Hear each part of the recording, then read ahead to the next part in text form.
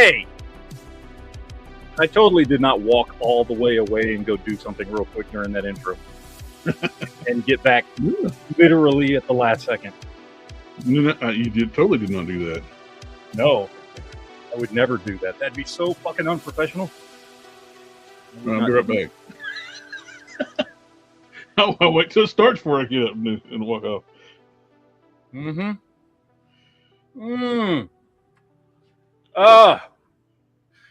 You know what I think tonight should be? I think tonight should be an everything night. Yep, I think so too. That's why I'm on the same track with you. Yes. I mean, there was some cool stuff. There's some stuff that I wanted to go over toy wise, but nothing crazy because most of it was all SDCC stuff that we went over last week. There was very few reveals after Friday night that we didn't already know about. There's a couple things here and there. I was probably more surprised with the MOFX and the 3 3/4 inch TV stuff. The what? The MOFX. Oh, you motherfucker! The Mafex. I don't do that. Fuck with you. What's up, Marvin? Oh yeah, we need to put that to MOFX. The MOFX. Oh my lord! Hey! It's a Sith, or a Krypton, or a Shelby, or I don't know. I don't know. I'm still alive. Will always be Sith in my heart, though. Fair enough. Oh, I don't remember what you were before Sith. Because you had a name before Sith, right? I had a name before Sith, but you kept mispronouncing it, and so I changed it. But it was Junta Kar, which was a Star Wars name, and you kept pronouncing it Hispanic because of Texas. And so give me a spelling. JUNTAKHARR. Juntakar? Was I saying like Juntakar? Yes. Yeah, yes. Okay. Hey, you're like, fuck this moron. maybe the next incarnation you could like merge previous personas and be the Sith Kryptonian. I'll be merged, Shelby. Can you imagine a Kryptonian Sith? The Kryptonian Sith. There you go. Oh my god! Oof. I mean, imagine you're the most powerful being in existence. Be a fucking god. Yeah. Imagine Zod learning the Force. That would be. I mean, first of all, so the Force. I mean, here's a good Hi guys. mental exercise. Hey, Quinn. So sorry guys, I'm late. I was in the gym. Oh, bulking up. Yeah. But here's a good mental exercise. We are ready to pump you up. He's easy. He broke his hip. He was too old to go to the gym. He broke a hip. My toy broke. So if you were to take like the most powerful in the Force Jedi ever, I don't know. I'm trying to think in lore who that would be. Like, because, you know, there are many powerful Jedis, but some of them are powerful at one thing or another. Yeah. Like, Vader could stop a Star Destroyer. Like, he could hold a Star Destroyer at bay. You know what I mean?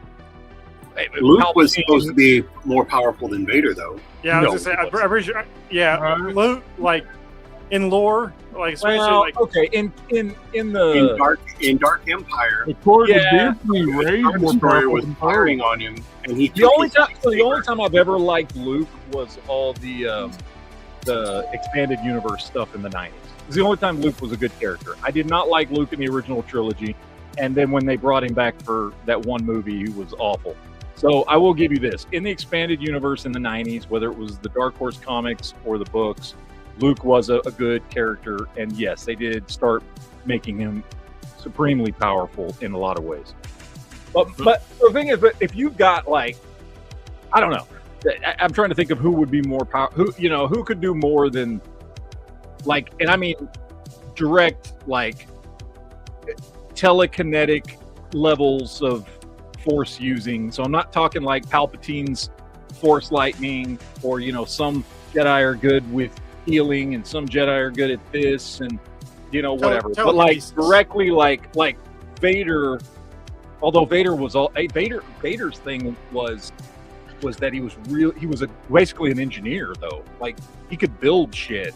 Like that was his original Force ability. Was he just understood on like a genius engineering level how to build stuff. Which his grandson got. Anakin Solo was the same way, right? Was it with Disney? in the expanded universe? Rey was more powerful than all of them, and she was. Yeah, shut up, into the fucking Rey. Anyway, so but I'm talking about just sheer raw telekinetic, being able to move shit with your mind. Whoever the most powerful Force user ever in that particular skill set, how that dude would do against like a fucking Kryptonian.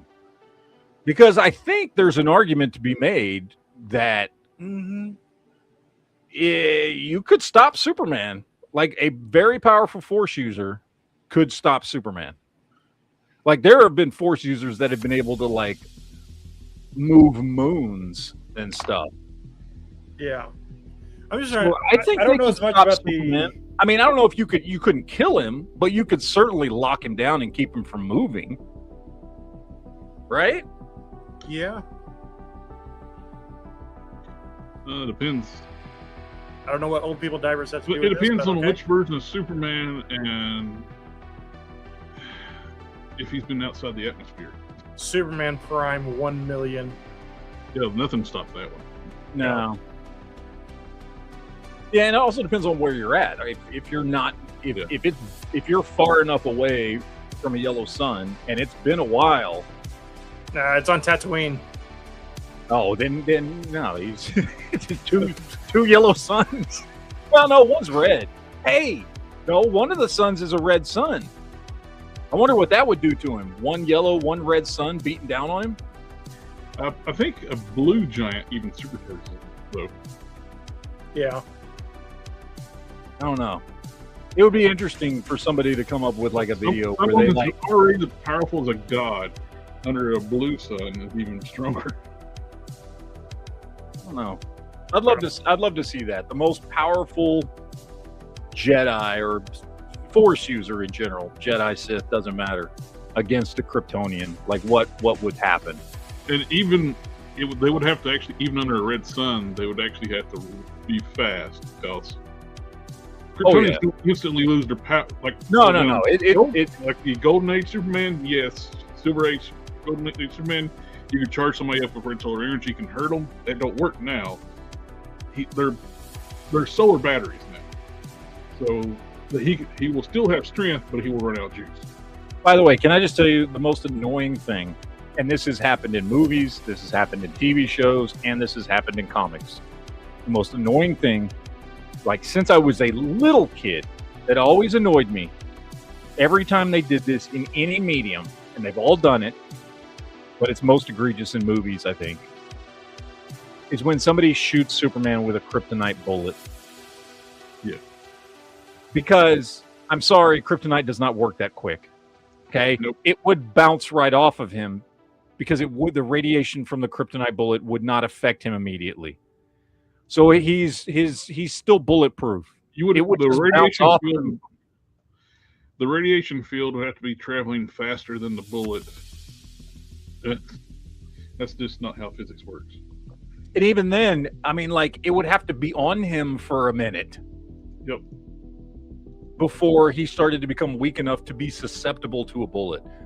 And I've seen him do it in all manner of medium, and I've seen him do it with like kryptonite blades and kryptonite arrows and kryptonite bullets, and it's just like, no, that's not how that works, dude.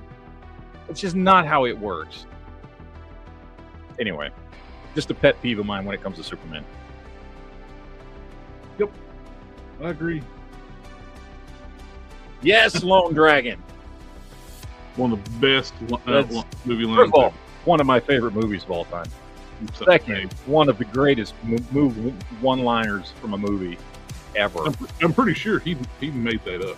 Yes, no, I've seen there was a little docu fucking thing on that where they were talking about that, where John Carpenter and Keith David after he had passed away. So this has just been in the last couple years. And I saw interviews from both of them where they were talking about, like, yeah, he pulled that out of his ass. Like, that was straight up Roddy Piper coming up with that line.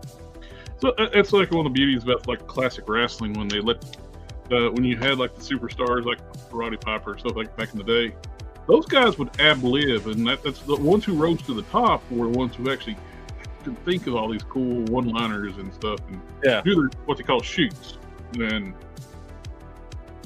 that's what made those people like fun. It's like great. Now they have writers and they try to push people that they think that people are like. It's not the same. It's just so phony feeling now. It's always been fake, but it's been physical fake. But yeah.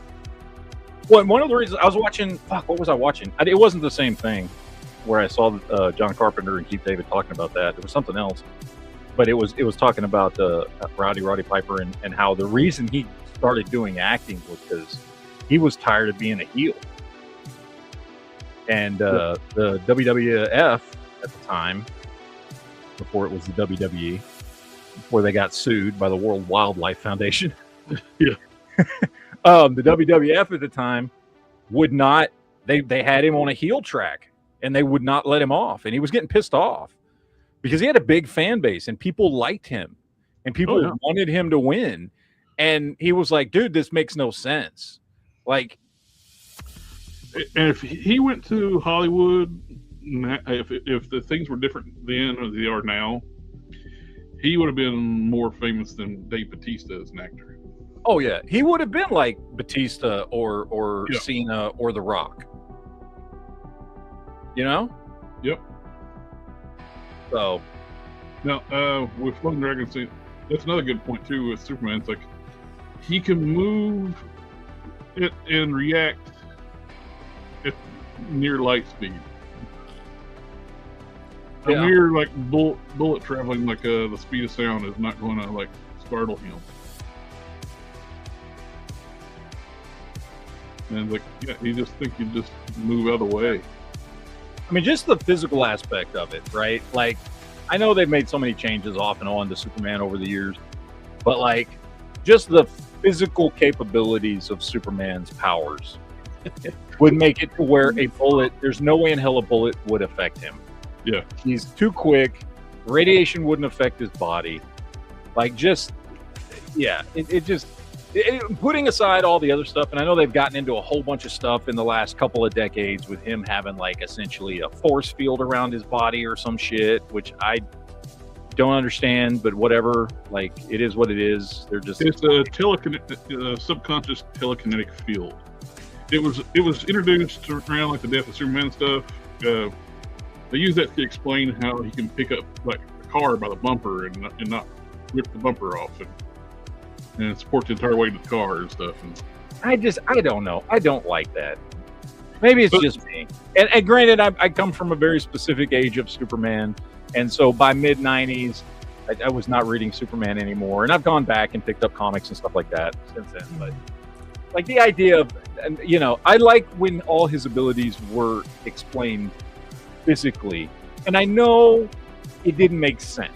Like, I understand how stupid it sounds that just because he's from a world where gravity is much heavier, he can somehow fucking fly. I get that's stupid. I do. It makes no fucking sense. It explains his strength, but it does not explain how he can fly in any way, shape, or form on any level of science. However, I like that better than like, oh, now he's got telekinetic powers and shit and stuff. And like, I don't know, man. Like, it was used. They really pushed it a little bit more in like the 90s, because when he got the energy powers, when those first started kicking in, they were like almost like an extension of the telekinetic field. Like when he was throwing a fist and a giant fist started showing up around from his fist and stuff. Yeah. I kind of like that aspect before they went full on energy. I was like, oh, this is just enhancements of his already powers. Then he kind of went in another direction. I don't know. And that's why early Superboy only had the flight, because he had the kinetic field. That's the only thing they was able to. His only power that Superboy had was the telekinetic field. Because at the time, like you couldn't. They really established that. Yeah, I got a you couldn't question. do a full Kryptonian clone because the DNA strands were too dense and then they degrade. I got a question for those of you who kept reading comics after the mid-90s, when it comes to Superboy specifically. At what point, and was this a retcon, or was this just a natural extension? At what point did Connor go from that kid that was introduced in Reign of the Superman to the Connor that has become popularized today, like, you know, in Young Justice and all that stuff, the black t-shirt, blue jean wearing, moody fuck. Like, is that the same character, or was there some kind of like retcon or something that happened between those two? And they're technically like two different characters. I mean, I know they're not two different characters. They're both Connor Kent, and they're both created by Lex Luthor, you know, whatever. But I can tell you a big part of it's legal battles. A lot of that stuff come to be with the family that created Superboy. Would every so many years will sue DC over the use of Superboy. Jerry Siegel and Joe Shuster, they originally they sold the rights to Superman. All these years, DC Comics has been using Superboy, but you know, thanks to the attorneys, they said, "Well, you guys never actually had the rights to Superboy, only Superman." So they ended up writing out a big ass check to the Siegel and Shuster family for that.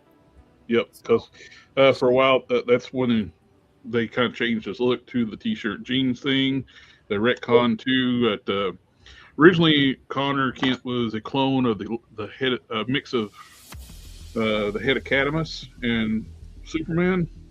Later on, no, he was a mix of Lex Luthor and Superman. yeah, The whole blue jeans and things. So they kind of they wrote it into the story. But they want to be his own person too. But he's also legal reasons he can't look like Superboy because all the legal battle stuff.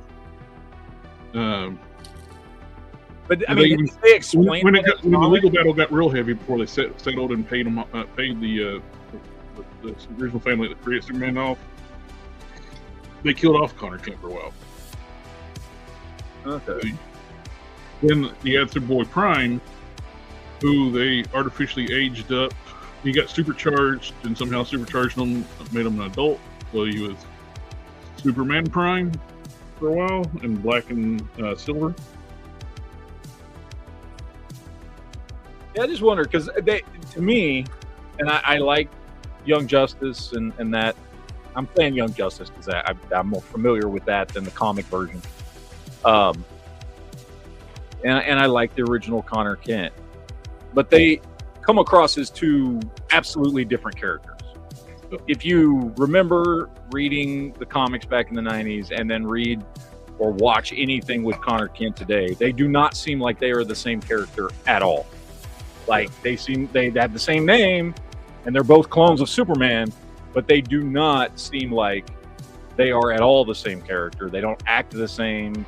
They don't seem to have the same, you know, set of powers, like all that stuff. So that's why I was asking, like, was the change acknowledged in the comics, or did they just like retcon it? Like, oh no, Connor Kent's always been this way.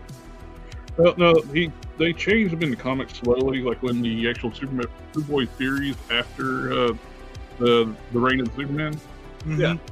They had like a multiverse event with all the different Superboys from different multiverses, and the most powerful one was the one who, the big difference between all these different universes, all but one, the Newsboys, broke Superboy out before he was done. Except for one, he was allowed to go to maturity, and he had all Superman's powers. They called him Black Zero. And so it was potential him to get Superman's powers when he got older. So that's kind of what they did there, where he started getting more of Kryptonian style powers instead of just the telekinetic powers. Is a Kryptonian power getting more moody?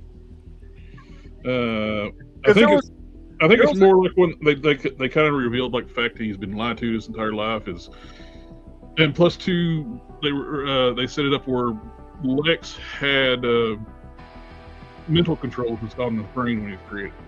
Okay. Yeah, that was a. He turned evil for a while and shaved his head bald and cut it like a big L in his chest. Yeah. It's just I don't know, because like I really liked the original Connor Kent. He was. Oh yeah. He was my favorite of the quote unquote replacement Superman that showed up. Yeah. Because he was just a really fun character. Yes.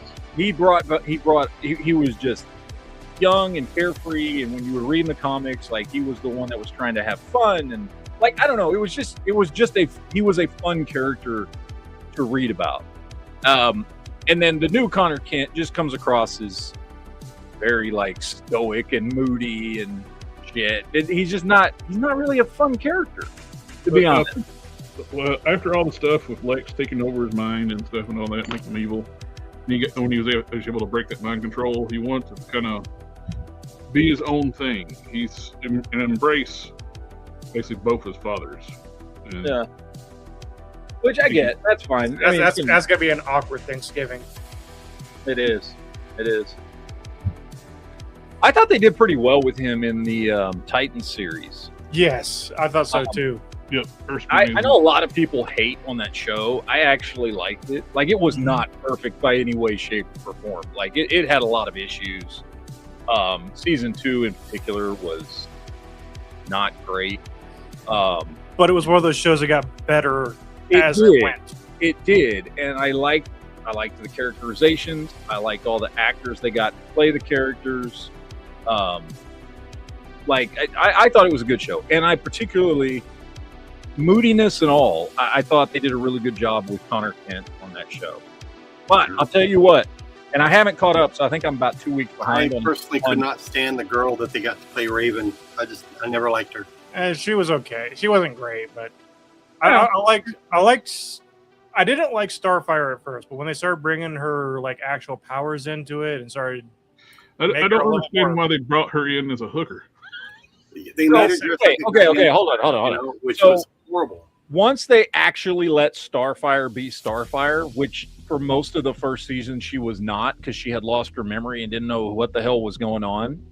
And then once they let her be Starfire, I thought she did a really good job at being Starfire. In that first season, and especially when it was coming out, I remember even on my old channel making videos about that. Like, what the fuck is this hooker Starfire bullshit? These promo photos that were coming out? Like, on my other channel, nobody really gave a shit, but about that video. Also, what's funny too is like, the actress is a beautiful woman, and they made her look awful. Yeah, it was bad. Now, they explained it in the first season, what's going on. Before she lost her memory, she had come to Earth and all this stuff, and she was in hiding, and she was like in a Russian club or something, so she was like dressed like all the other Russian girls, and then she lost her memory. And I'm trying to remember back because I haven't watched it since, because I watched them all in order as they came out. But it was something like that. So she was on Earth undercover, and she had been in a Russian club when she lost her memory, so she was dressed like all the other Russian hoes just to stay undercover. And then she loses her memory and wakes up, and so she's still dressed like that. So it's explained, but yeah, it didn't. It was weird when you. That first season also had her doing like flames, like she was like shooting fire out of her hands and stuff, and it really didn't work. And then they finally started giving her energy powers. Yeah. It was one of those shows that got better, and I did like it. I liked it. I thought it was good. I enjoyed it. Again, I know it got a lot of shit from a lot of fans. That's fine. If you didn't like it, you didn't like it. No worries. I enjoyed it, and I'm glad it went on for as many seasons as it did, considering how rough of a start it had on that DC streaming service that then morphed into HBO Max, and then all this. Like, it went through a lot of shit to make it to what it had, like 4 or 5 seasons, right? It probably should have been canceled the first season. It probably should have, because the first season, like, I understand it was building, and I thought if you're a comic fan and you're watching it, like watching Nightwing become Nightwing and all this shit, like I thought all that stuff was really cool. But from an outsider's perspective, I could completely see somebody who's not a comic book fan watching that first season and going, this is stupid. What the hell is going on? I thought I was going to see Batman and Superman and shit. You know what I mean? Or whatever, right? And then you don't see any of that in the first season. So I could totally see, especially when it was on that DC streaming service for the first season before it got canceled and put on HBO Max. I would not have been surprised had it been canceled in the first season. I'm glad it didn't. Yeah. I'm glad it got as many seasons as it did. But it would not have surprised me at all had that show just fucking been gone. You know. I thought it was from TBS or TNT. No. It was like the premiere show for DC. So DC, Warner Brothers decided DC was going to get its own streaming service where you could watch shows and read comics. DC Unlimited, I think, is what it was called. Yeah, it was always called DC Unlimited, and that lasted for like a year. That's where they dropped that Swamp Thing. That first season of Swamp Thing that everybody loved and said was a great series, but it got canceled even before the first season premiered, so they just dropped the whole season. Yeah. And that DC streaming service lasted like a year before DC's. They decided they weren't going to do that. They weren't going to combine the comics and the TV shows, and they put all the TV shows over on HBO. Well, what was at the time HBO Go? It wasn't even HBO Max yet.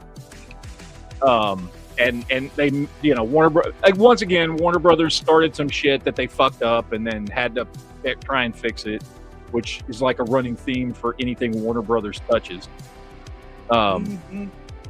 So, but yeah, it was its own DC streaming service where you could, and I know I had it for the first year. Yeah, you could you could watch comics on your TV. Oh, didn't they offer like those Justice League Unlimited DC Direct Justice League figures through that? Yeah,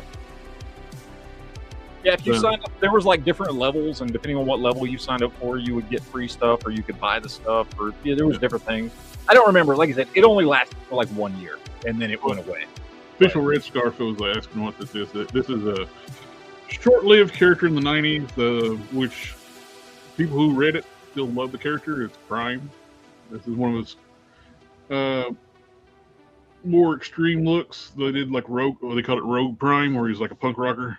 And that's for this version. I've actually got 3 in progress right now. Well, getting ready to crack the waist piece off.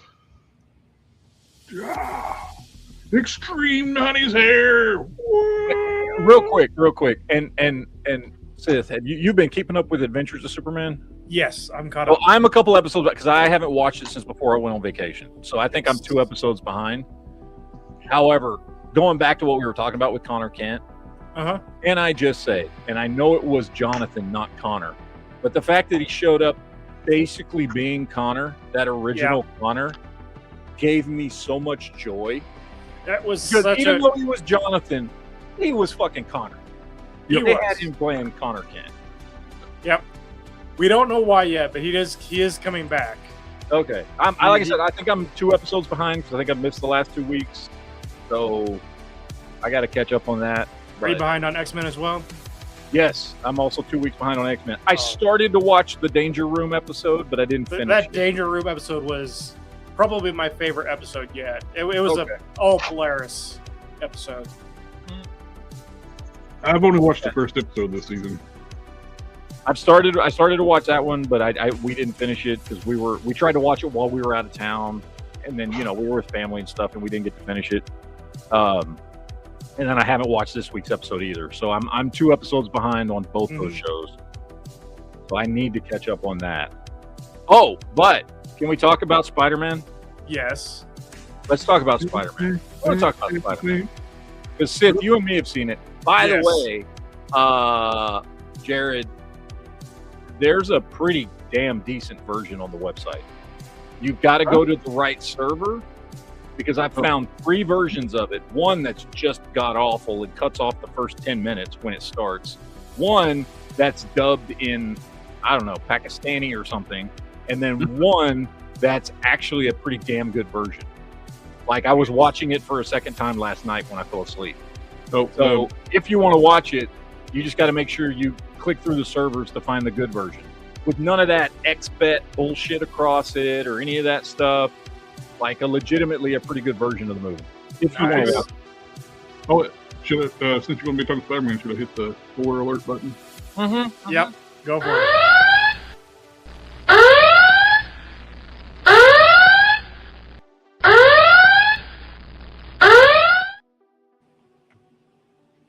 All right, so Sith, you and I have both seen it. We both went yesterday and saw it at the movies. Just so everybody knows, Man Spider did show up. No, he didn't. He's all over the last 15 minutes of the film.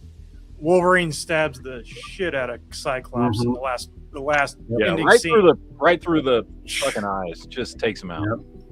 And the funny thing was, it was the Danny DeVito version of Wolverine. It was pretty good. I was digging it. Danny DeVito got ripped for being like 80 years old. Like, it was pretty cool. No. So, and the Cyclops was the one from Odyssey.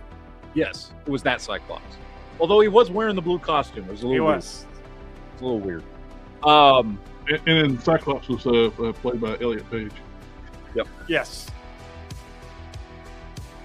Although I don't know why she had her fake dick out, but that's a whole other thing.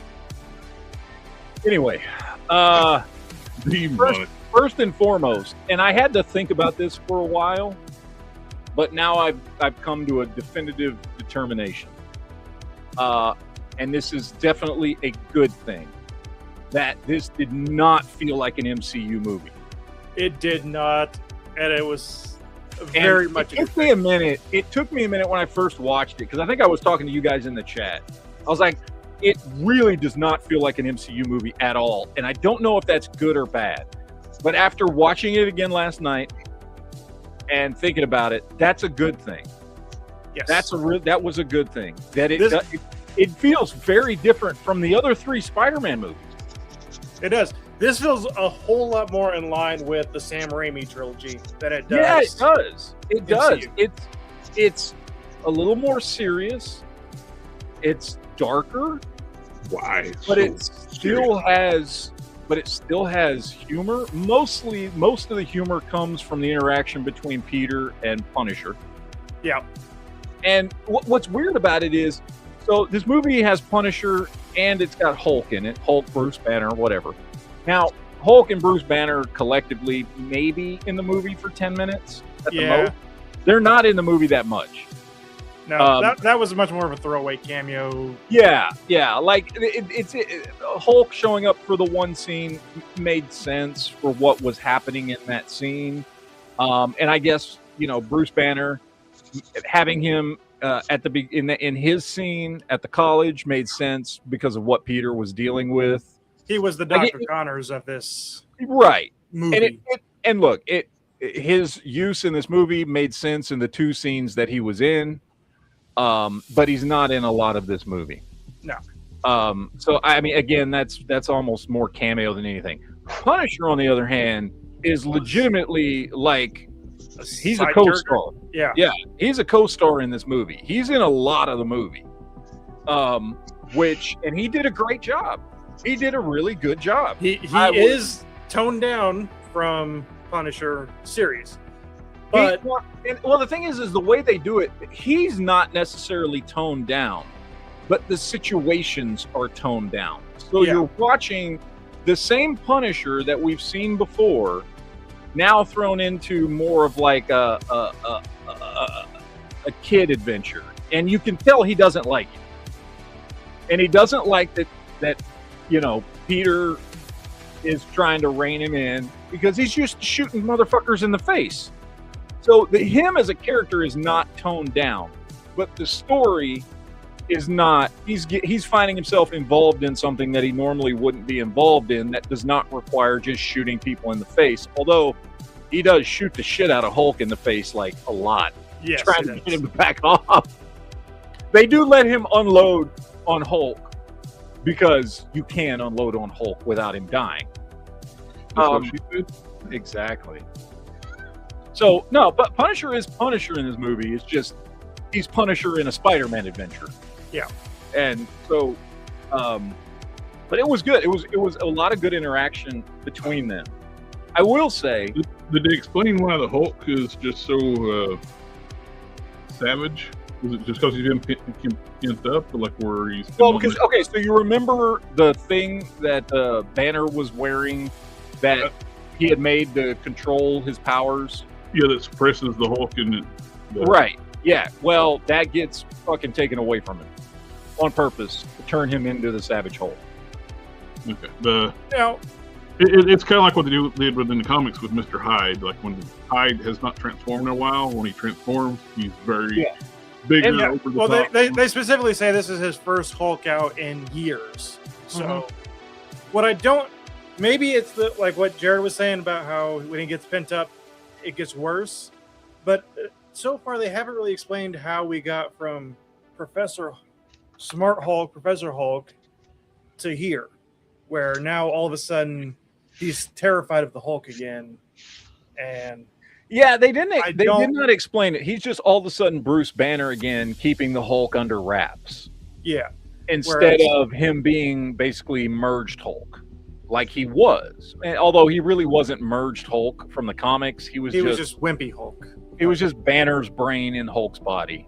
But it wasn't even like a full Hulk body either. Like it's a tamed they down. kind of touched on it with the She-Hulk series, which I don't even know if they're considered canon anymore.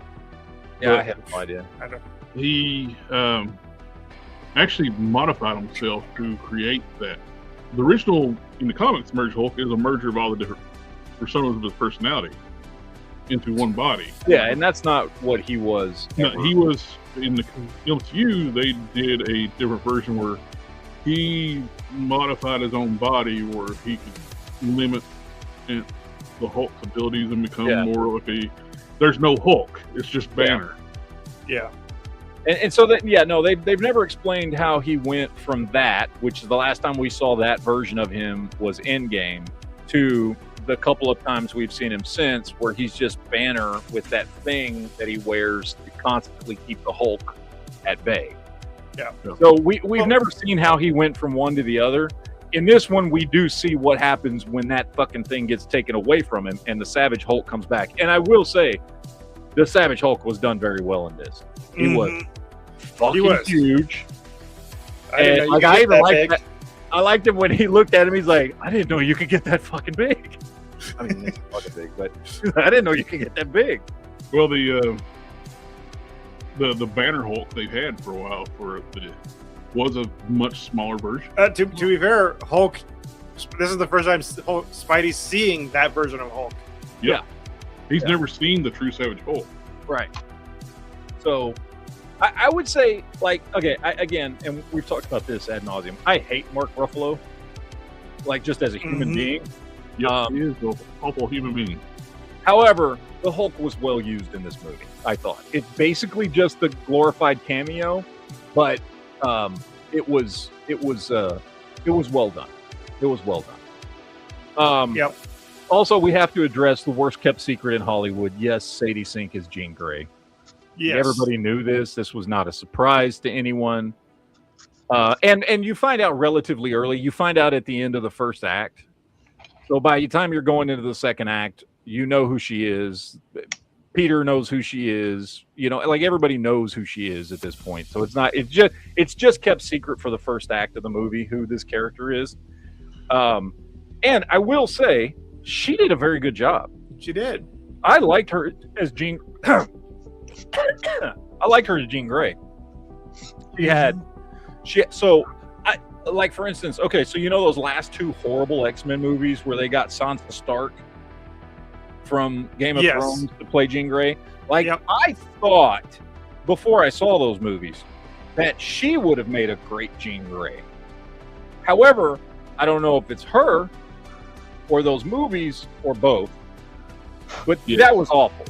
But I think that may have had more to do with the movies than her as an actress. Yeah.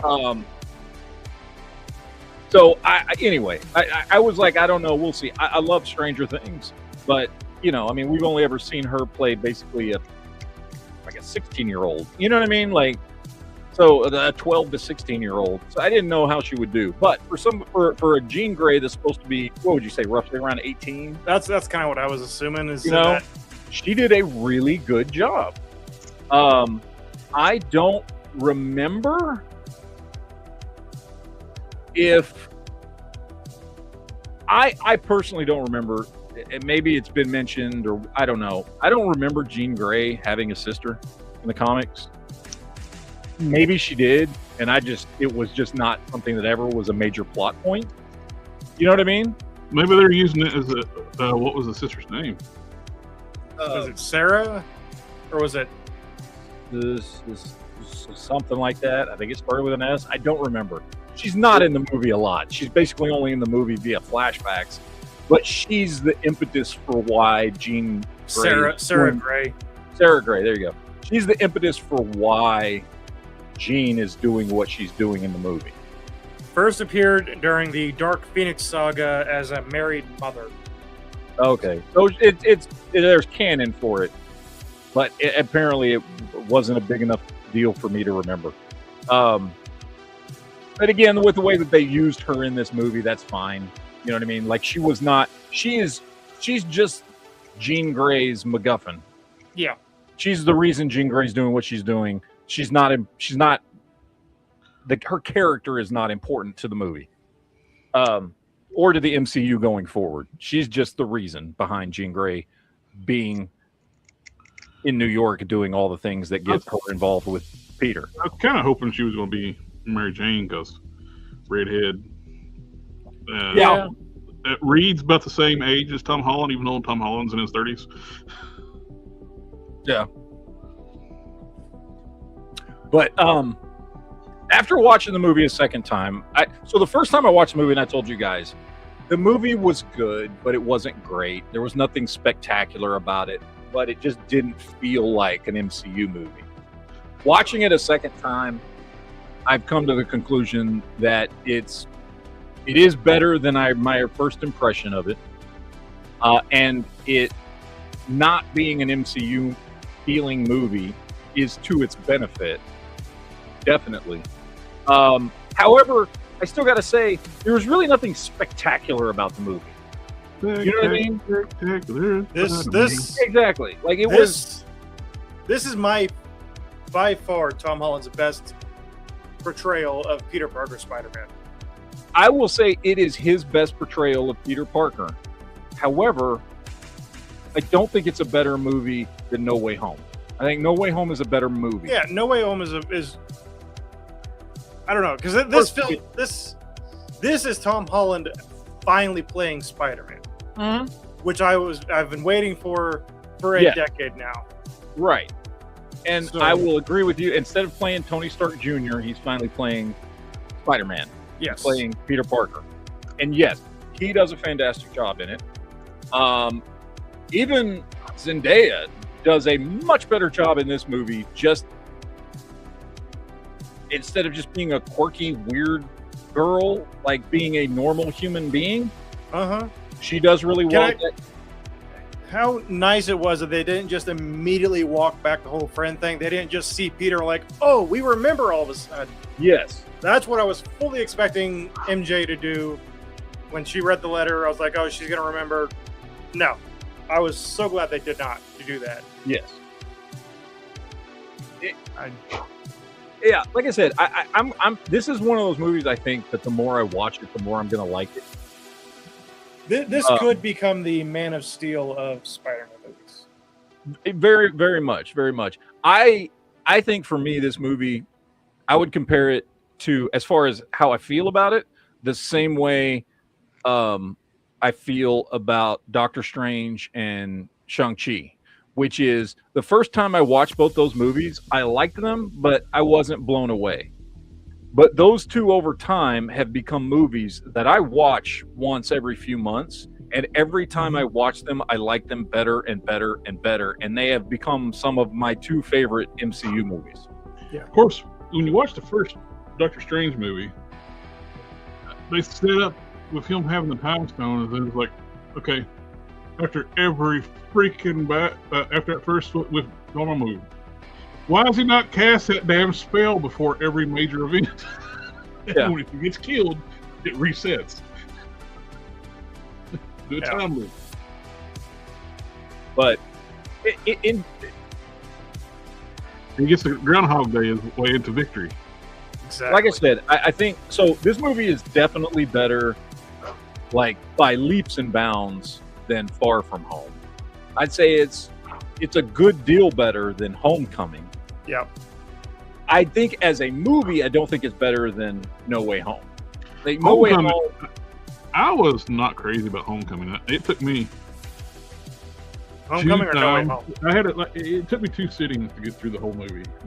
They just too much teen angst at the beginning of the movie. Well, yeah.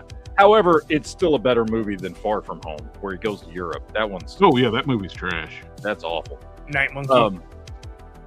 However, like I said, I think No Way Home, and not because of Peter Parker or any specific characters, but just because of the way that movie's structured to please fans, and it's done very, very well with bringing back old villains and the 2 previous Spider-Man, and that movie is put together in a very, very cinematic and pleasing way. I think as a movie-going experience, No Way Home is a much better movie. However, I do think this movie is a much better representation of like Peter Parker, and even Zendaya playing MJ. She's much better in this movie and comes across much more, not perfect, but much more like who you think of when you think of quote unquote MJ. Yeah. And I think Punisher was great. I think the characterizations in this movie were so much better than any previous Spider-Man movies. It's just as a movie, yeah, the other one's better. It was good though. Like I did like it. And I think it's, like I said, I think it's gonna be one of those movies that I'm gonna like the more I see it. Yeah.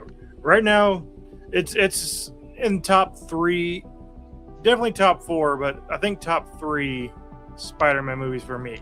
Because number 1, still to this day, is The Amazing Spider-Man 1. I love that movie. We listen and we don't judge. But The only thing you could have said worse than that is Amazing Spider-Man 2.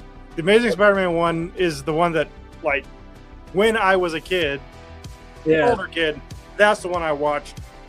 Can I just back you up a little bit there and just say, putting the issues with Amazing Spider-Man 1 and 2 aside, just altogether, he is without a doubt the best person to ever play Spider-Man. Andrew Garfield is hands down the best actor to ever portray Spider-Man or Peter Parker, as far as I'm concerned. He is the Spider-Man I grew up with. And so I still like both those movies. I do not lie to myself and say they are good movies. Oh, no, they're not good movies, but they're my favorite. It's my favorite. Specifically because of him, I still enjoy those movies. Because I think he would, out of the 3 actors we've gotten in the last 20 years to play Spider-Man, he is far and away the best choice and pulled off the character better than anybody else has. Yeah. So, I like basically all of the casting from the Amazing Spider-Man movie. I liked Emma Stone as Gwen Stacy. I liked Doc Connors was okay, but everyone was good. I liked Dane DeHaan or whatever his name was for Harry. But I think the casting for those movies was perfect had the stories been good. yeah, I mean, even having Jamie Foxx as Electro would have been great had that movie actually been good. right. You know, you can If see they how had much. Electro like he was in No Way Home, Yeah, Yes, yeah. we saw and him not play the a better weird version. nerd dude, and becomes like a megalomaniac after he gets his powers. But my point was that if Tom Holland keeps going in the direction that he's going right now with Brand New Day, he has potential to become my favorite Spider-Man. Traitor. I would say, I would put it, for me personally, as far as ranking the 9 Spider-Man movies we've got at this point, I would put this at a solid number 4. My list would be number 1 is still Spider-Man 2, Raimi. Number 2 is Spider-Man 1, Raimi. Number 3 would be No Way Home, and this would be a solid number 4 out of those 9 movies. Who knows? Out of all these Spider-Man films, top 3 villains, actors that have played the villains.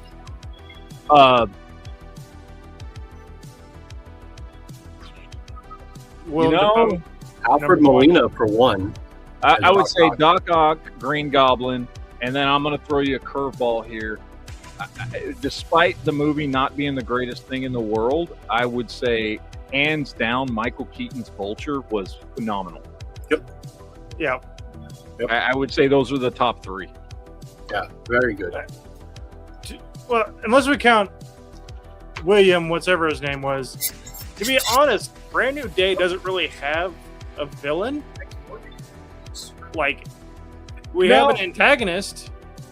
Yeah, there's not a straight villain. I mean, I guess you could say Damage Control ultimately is kind of the villain in the movie. You get a smattering of villains in that opening sequence. Tarantula looked good. I like that. Which is fine. But yeah, there's no real. I mean, the movie is less about heroes. It's not a heroes and villains story. Honestly, I mean, as weird as that sounds for a superhero movie, there's no clear villain, and Spider-Man, even in the movie, is not just a clear hero in the movie. You know what I mean?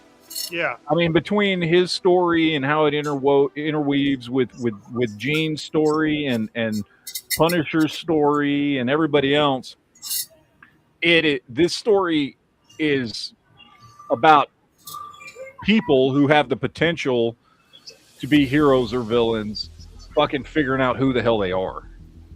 That's ultimately, I think, what I got out of the story. It's them all figuring out who they are. What I want to know is Hasbro going to give us a Punisher van? No. Because we saw a nice black van in that movie. Yeah, I was going to say, has Hasbro done any MCU vehicle? No, like their HasLabs. Have they done any MCU HasLabs?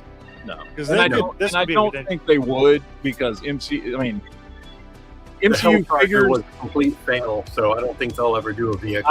I think. Well, the one guy on the Marvel Legends team was talking about they might try the he even called it the Hell Charger this time to try the Hell Charger again. So you might be smart enough to actually go get a license from Dodge this time. But you could buy the black van from Ramen Toys, make that a Punisher van, because it didn't really have a logo on it. So, which a lot of people did. That's why they made it like that. Yeah. So, but no, I would say in general, the movie. I have a question. I haven't seen the movie yet. Yes. Does the Punisher live in a van down by the river? Yes, I think he does. Yes. Well, he has a van and he lives down by the river. Yeah. However, he doesn't actually live in the van down by the river. Well, he's living. He has the van and he lives in a docked boat down by the river. Yeah. Is it a boat or a submarine? I thought it was a submarine. No, well, I didn't see a submarine. I thought it looked like a boat to me. Who knows? I don't know. I thought it was a submarine. Because it showed him up on the deck when they show up. So, anyway, look, the movie was good. I liked it. And I would recommend people who like comic books and like superhero stuff go watch the movie. Good movie. Apparently, it's gonna make it made more than Endgame. Yeah, it's gonna make a ton of money. Oh, like yeah. every showing is being sold out right now. Oh yeah, Yeah. dude. My And vocal- mysteriously, the show when it getting sold out for this movie, it's not empty theaters. I know, isn't that crazy? Yeah. Any of you guys get any of the popcorn buckets for Spider-Man? I did. I did. I got the one that's him that looks like a building. That's him crawling on the building. I think I'm gonna cut it and open it out flat and use it as a background over here for my Nice. Spider-Man shelf. Yeah. So I'm I gonna get ended up getting the Spider-Man head and the small little popcorn bucket, look waste paper basket type thing. I got both of those. A friend of mine picked those up for me in Edinburgh at the AMC theater. Thank God, you know. But other than that, that's all I wanted out of that. Yeah, here I'll show you. I got one of the cups, but I didn't get it. This Dolph will always be the best Punisher. Yeah, I don't understand. You know, the theater industry is hurting. Obviously, ticket sales and this that with the internet streaming or whatever. You'd think they'd make all these damn popcorn buckets available at every theater across America. That way, it's more money all the way around. Yep, that looks nice. That's the one I got. So I think what I'm going to do is I'm going to snip it down the back, take the bottom off, and then unfold it to where it's just one big flat piece, Yeah. and then use it as a background over here. So, but yeah, it's a nice tin. It's metal. So, yeah, that's the one I got. So Spidey will be living on the wall down by the river. Can I show off all the toys I got on vacation? Yeah. No, we don't do that kind of stuff here. Speaking of which, I've been waiting to open these for tonight. Do you know how hard that is for me? hey, Jared, I haven't opened it. Even the stuff I got from you, Quinn, I haven't opened yet. I've been waiting for tonight to open it. Jared messaged me and he's like, I'm looking for that Transformer 2-pack that's supposed to be hitting Ross or whatever. I said, yeah, if I see it, I'll keep an eye out for it or whatever. Well, he sends me a message already saying that a friend of his already got one. Well, I had a customer, because I had told a certain friend of mine, a customer of the store, to keep an eye out for me as well. Well, he brought one in this morning and gave it to me.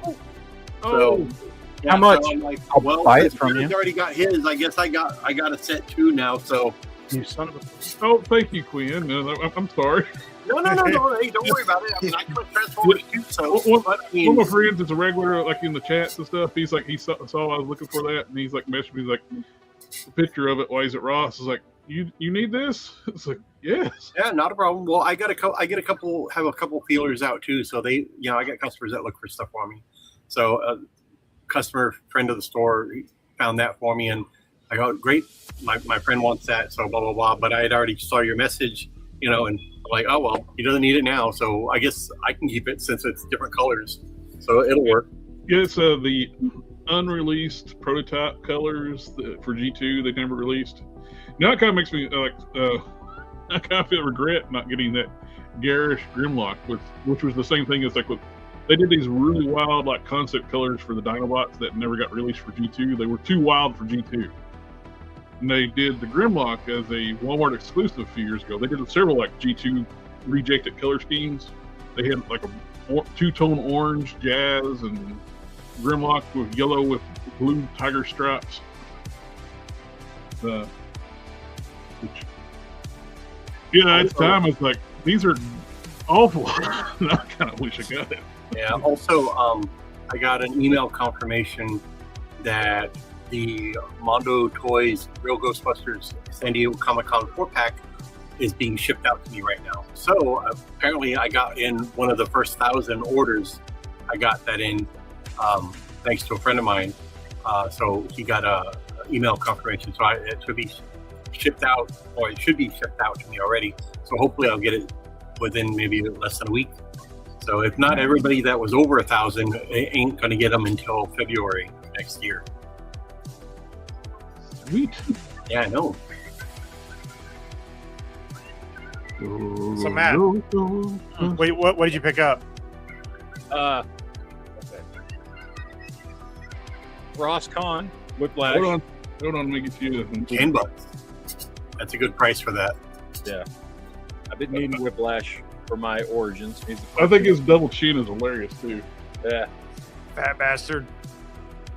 Picked up Rosscon. Nice. Did you get yours yet? Nope. I mailed it Nope. today. He mailed it today. Okay. He's gonna make me wait. I did 5-day shipping too. Got this from Quinn. Nice. I'm a U.S. agent. I'm looking forward to them using that body more often. Yeah, the Punisher body's good. I mean, it's not what John Walker should be on, but it's a good body. No, I would love for John Walker to be on something bigger, like Hercules or something. Yeah. Finally picked up Power Glide. Been meaning to pick him up for a while. You can open the chest up too. It's got the little outline for the heart. Little heart thing, yeah. Found Shockwave. Nice. Studio Series Shockwave. They had a shit ton of them down where I was at. I was tempted to see that the local Target had it, and I got like 2 versions of that one, but that one's a retool. They got rid of all the paneling off the body. Yeah. Make it more like G1. This, which I didn't even know was a thing until I saw it at Ross, which is Multibot. I didn't even know this was a thing. I showed mine on this. Yeah. I don't know. You fucking put them together 500 different ways or something. I don't know. It's still in the box behind my monitor upstairs. Well, yes. Ollie's. That's cool. It's the Ross has got that. Yeah. But Yeah, a bunch of them. it's actually tempting to like get if I see one and then grab another one because you can actually mix and match the parts. Oh yeah, yeah. You can do all kinds of stuff with them. So yeah, I got the Tiger Hawk at Ollie's. It's a great looking figure. Yeah. Nice. Then And he's actually white and purple instead of white and blue like the original one. They got the colors wrong on the original toy back in the day. Or the show used a prototype color where he's white and purple, and the actual retail figure was white and blue. it's a good looking figure, man. And for $20, $25, whatever this thing costs, I don't even remember. For a big figure like that. Yep. Thanks to Target screwing up their pricing, I got this 2-pack Nice. for $20 a figure. $40, dude. $39. Yeah, I saw people like saying it was mispriced in the store, but you go to their website, it's like $60. Yeah. But in store it was $39.99. I was like, well, shit, $20 a figure. That's like 10 years ago. Yeah. Then, thanks to you, Jared, I picked up my Silver Bolt from Walmart. It came in. Oh, yep. Nice. So I got him for like half price, half retail, dude. Yeah, it's like at one time that thing was hard as hell to get. Now then he got it on clearance for $50. Yeah. And then last thing I picked up from Quinn, which I'm very, very happy with, is my Armada Optimus Prime. That is an awesome piece. Hell yeah. I've been wanting to pick him up for a while. And when I saw it, because I knew I sent Quinn a message, and because he had posted it right before I was heading down there. I was like, "Hey, you still have any?"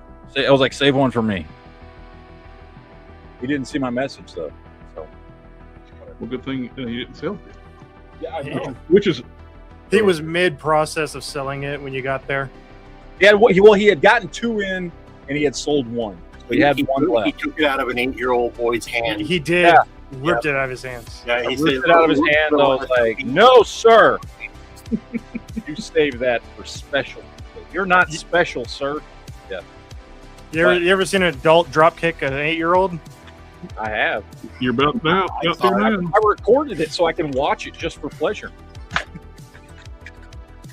But anyway, thank God, dude. I've been waiting a week on more than a week on some of these things just to get them opened up, dude. The Matt's going to replay that and every so often be like, roll that beautiful beam footage.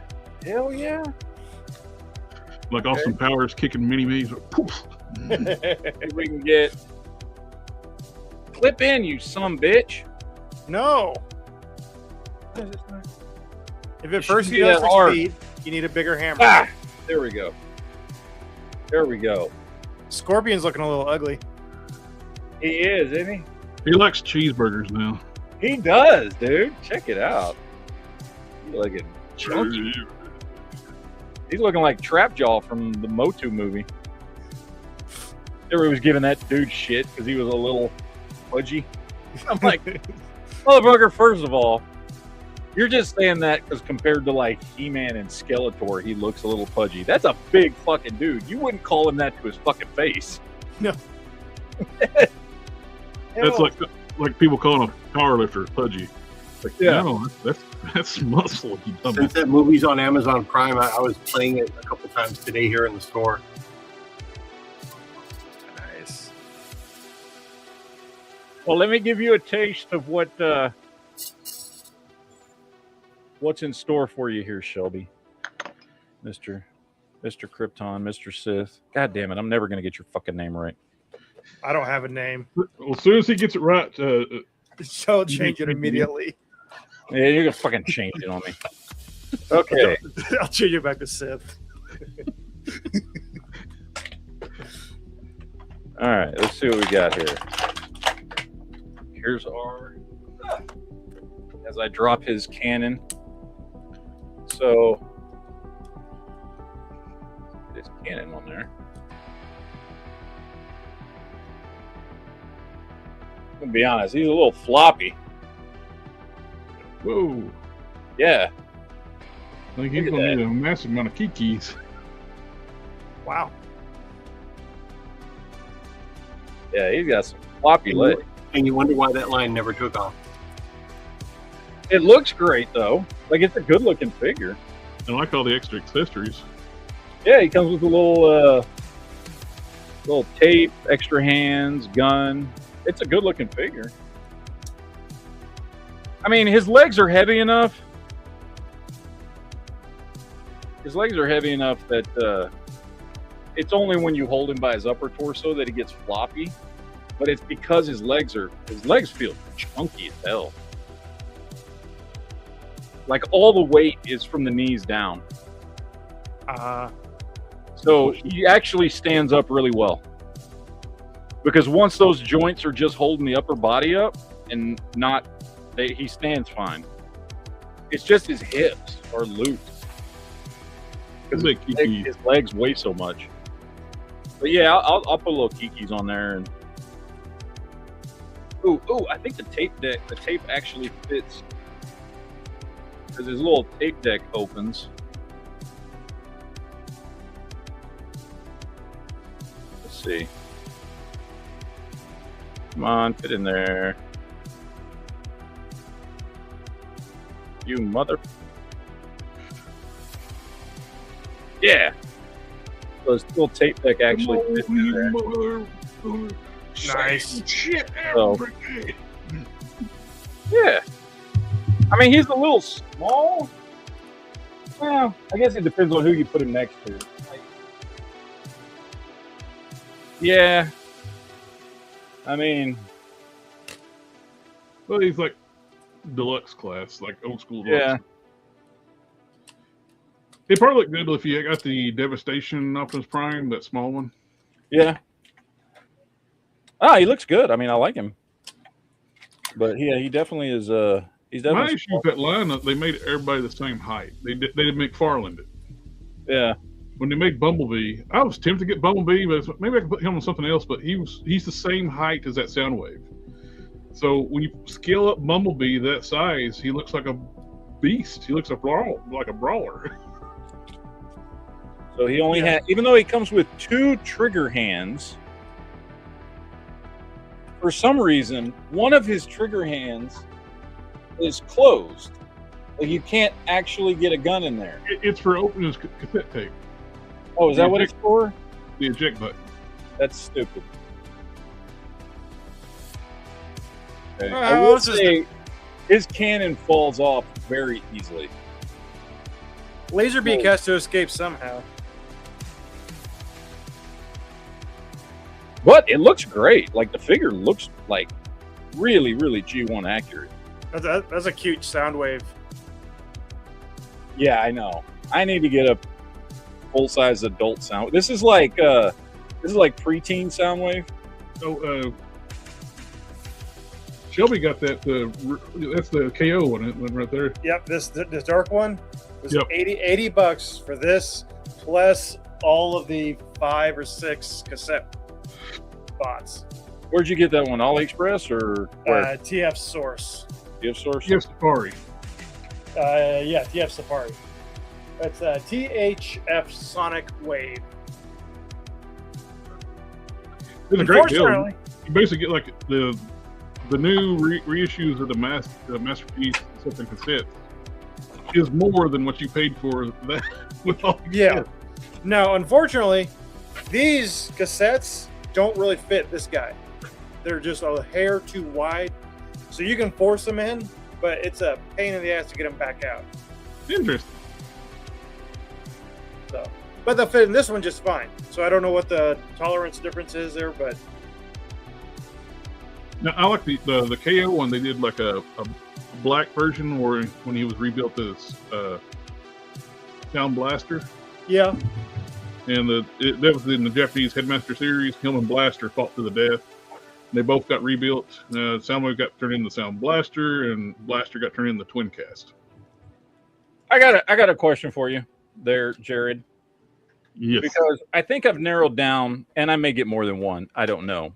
But I think I've narrowed down the blaster that I want for my collection. And I want to know what you think of it. The one I have seen that I don't know, I like the best is the Titan's Return blaster. And I don't know if it's a redo of a previous one or not. That was the first really, the Titan Return Blaster. Yeah. Okay, that's the big one. That's the, he's a retool of the Soundwave. Okay. They did a Soundwave on the same body and a little bit of retooling. And yes, it's a really good looking blaster. Like I saw it's very similar to like your Optimus Prime you got from the thing with the Orion Pax Optimus combination with the Power of the Prime.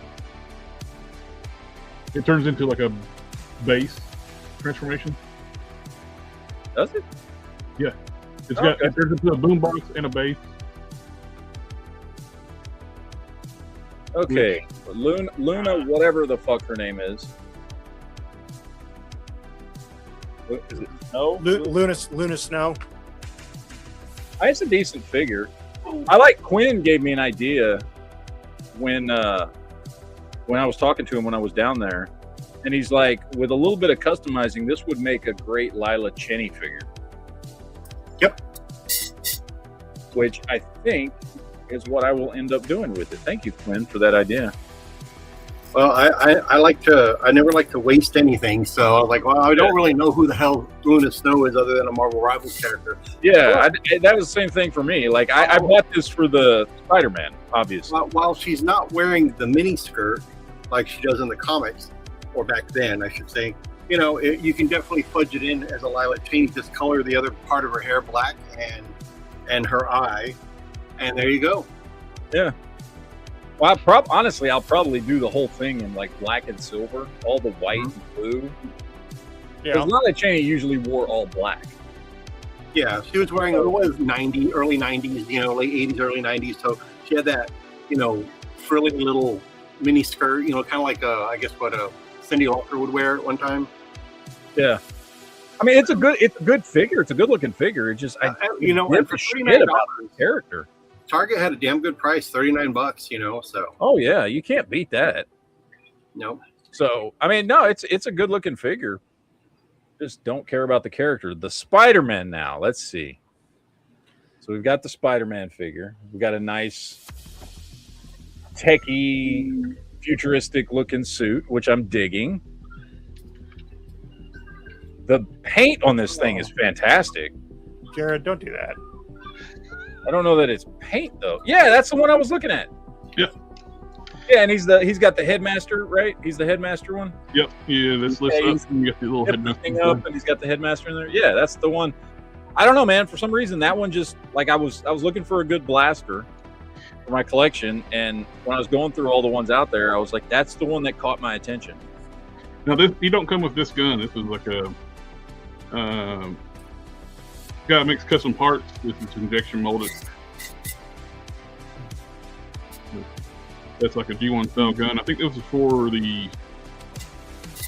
He made this for another version, but it fits the hand. 5mm post, and it fits scale wise. I think it looks pretty good. You know what? This is a really good looking. What turtle is that? Sith? This is the Yojimbo. Oh, okay. I didn't get a chance to see it. Look at it pretty quick. The Stansaki ones. Those are nice. Yeah. This one here is the Fortnite Ninja Turtle. Yeah, I finally picked up the other two, so I've got Raph and Donnie now. Well, grab them all that you want before the end of the year, man. Because after that, no more NECA turtles. No more. You know, I gotta say, the articulation on this figure is just basic Marvel Legends articulation. So there's not really anything crazy about it, other than he does have drop down hips.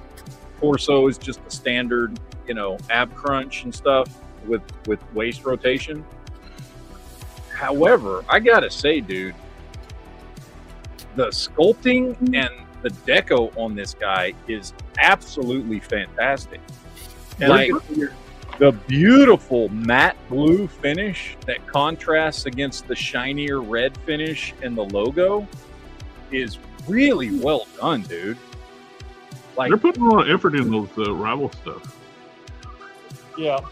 Well, I had the Punisher and I had Moon Knight in here for Rivals, and they sold out like lickety split, man. They were gone.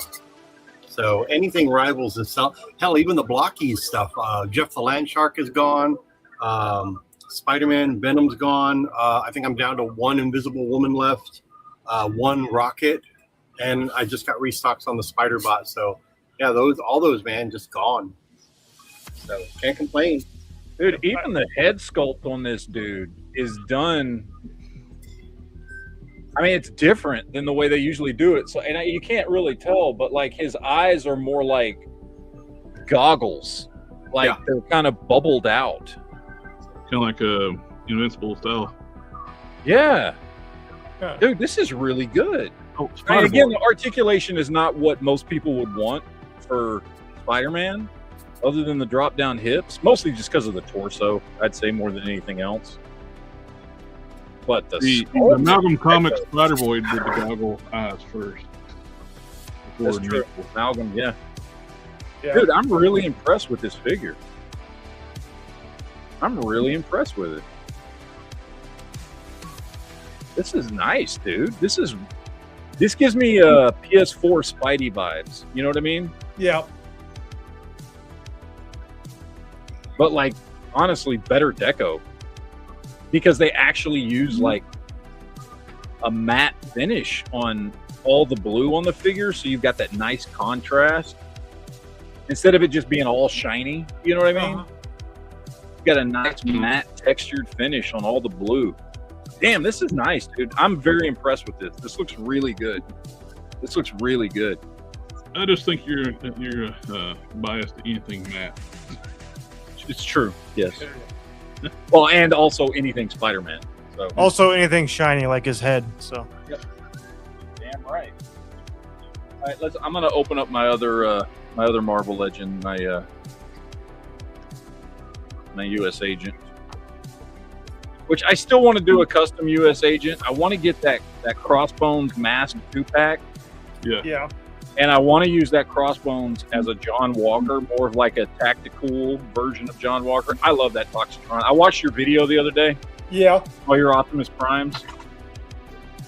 And that thing looks freaking sweet. I'm going to have to do one on Transforming ones, because today I got this one. Shattered Glass. You got Shattered Glass. Nice. And this is the oversized MP10, so. Can I just say, I saw somebody doing a review of this John Walker U.S. Agent, and they were bitching because there was no place to peg his energy shield into his back. Now, for anybody that knows, I mean, honestly, you don't even have to know this character to figure this fucking thing out. It's an energy shield. Like, he turns it on when he uses it and then turns it off. Like, it's not supposed to just plug into his back. You're just making excuses for Hasbro. You mean hacks, bro? Like, dude, why would you? He wouldn't have the energy shield just sitting turned on his fucking back. Like, it was such a stupid complaint. But that's also my complaint too about the lack of boot swivel. It's there. They're just keyed boots. You just got to push it. Push it real good. Yeah, my boot swivels work. The only thing that makes them harder to move is they keyed the boot to the leg. Yeah, so his leg kind of sinks down into the boot a little bit. Yeah. But no, it's there. They still turn. Yeah, it's there. They're not. Hasbro's not going to retool something to take that away. That costs money. I will say this is a very good looking figure. I can tell you right now, though, I am going to customize this. The plasticky red is definitely going to get a repaint. I think if you just put like a wash on it, it'll darken it up. Yeah, I'm going to do some shading on him, and I'm going to repaint the red on him. And he's going to look 1,000 times better. But this is a good-looking figure. Even though it is not as big as I would want John Walker to be, it is a very good-looking figure. It is nice. I like it a lot. And I don't know. I've always liked John Walker as a character, and anything that kind of differentiates him from Captain America, I dig. Like, even remember in the early 2000s when they put him in more of like a tactical kind of military style U.S. agent outfit. They had him lose an arm and a leg several years back. Then he, in a pocket dimension, he got like a brain damaged venom symbiote which merged for fit. Of course, I think they forgot all about that too, though, because they forgot about Ragnarok Thor actually got the android Thor. They rebuilt him, and he got the Thor, the hammer Mjolnir from that universe. You had to be unworthy to yield it, and he took on the appearance of that Pocket Universe Thor. The Pocket Universe AIM made, and it was a cool look. He's like had like red and black armor, a bald head, goatee. And more of a, the Mjolnir looked more like a Ultimate Mjolnir.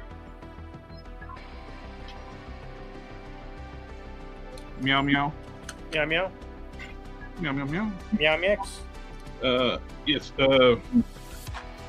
Game Machine James. Yes, I'm using a Caliban, not for making multiple primes with customers. He's just obsessed with Prime. Yes. This is the prime example. That's his form of autism. Yeah. Which got me like where I started making one for the guy we know we're doing a work trade. The first appearance one. And then it's like, well, I need to finish up ones I've had in my work in progress bin forever. Now it's got me like, let's make more versions of variations of Prime. Does he and like the breakthrough crossover event? He had to go in outer space, and he was able to do like a chrome shield body with silver and red chrome. Okay, this. I'm having mixed feelings on this. This Shockwave. It is very well done. Very well done. However, I almost feel like I don't know if there is details here. There is detail. I'm not gonna. I mean, I almost feel like some of this detail, like on his legs and stuff, should have been painted. Well, They actually took a lot of the detailing away on that cartoon version. Yeah, well, because they had what was it, the Siege, and They had two. Reuse that one for a while. Yeah, and they both Shelby and I got that 3-pack. It's got the Megatron, Earthrise Megatron, Soundwave, and Shockwave and Knit. I don't know. Maybe it's just me. He's really nice. I just feel like there's detail here that should be accentuated. You know what I mean? Like, especially on the gray portions, like on his legs and his feet and stuff. I feel like there's details there that just don't really pop, and it just makes it look like boring gray plastic. Yes.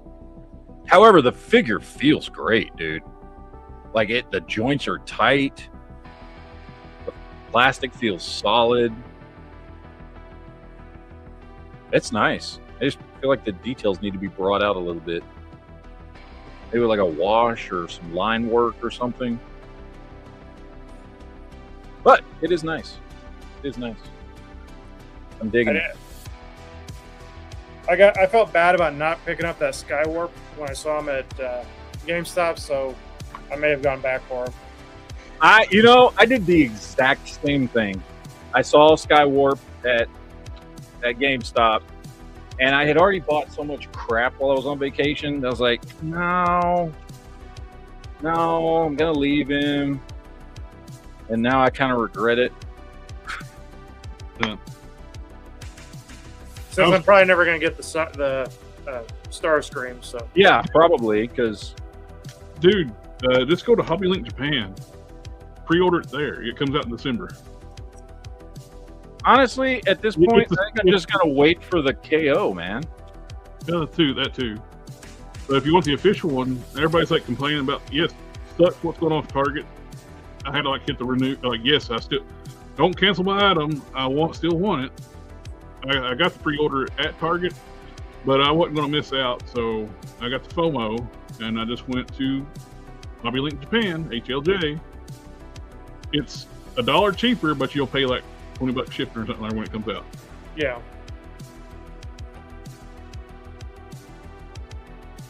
Tagard, if you like big robots, look at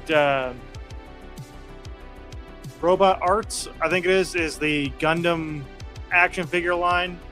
They're okay if you don't want to build a model kit, but good enough to get you a giant robot. Hey, I like big robots, and I can't deny. You motherfuckers can't deny that when a robot walks in with an itty bitty waist and a round thing in your face, you'll get. Oh, sorry. This is a beautiful little power glide, man. This is great. You know, the other one I want is I forget what line it's from. When they redid Power Glide, and he's like a big freaking Voyager. It's either Generations or Universe. I got that one. I like that one. Yeah, that's the other one I wanted to get. This one I like. This is very G1 accurate. I like him being a big brute like that because he's a freaking 18 warthog. Yeah. Yeah. Oh, he's even got waist swivel too. Nice. I didn't think he'd have waist swivel. Nice. It would be very difficult for me to actually bring him over and show him, but I do have an entire army of Blocky's Defenders, the like 2-inch tall ones. Mm-hmm. I have about 80 of them back there. And combiners. The combiners were pretty cool for being as cheap as they are. That's probably up there with some of the best bang for the buck right now on. Bro, there is so much in this package. Whoa. Oh yeah. I think I'm going to save him and mess around with him later. I'm not pulling him out yet. That's a lot to figure out how I want to set these dudes up. Dude, these are big, beefy figures, dude. They're huge. Look at them compared to Whiplash. Oh, yeah. They're freaking huge. Have you picked up the core Joker yet, Matt? Which one? The new Mattel Kids Line Joker. Yeah, I've got him. He was I ordered him. I got him, Robin, Motorcycle Robin, Flash, and Batman all at the same time. He's got a lot in common with the DCUC. That is a phenomenal Joker figure. He is great, and they're kind of yellowed and gross, but the teeth are so like well done. Yeah. Dude, they knocked it out of the park with those head sculpts on those things, dude. Oh, you could do a little dark wash on his hair, and it would be perfect. Do a little touch up on buttons and stuff. You want to see perfection is Power Glide. Ooh, is that the MPG or whatever? This is DX9's third-party version of Power Glide. And it's even got the little panel opens up to show the little heart. Aw, happy Valentine's Day. But yeah, I got the Fans Toys version, and this, which was more expensive. Usually, Fans Toys knock stuff out of the park. DX9 kicked him in the dick. This is so much better. That's probably my only regret Fans Toys ever purchased was that one.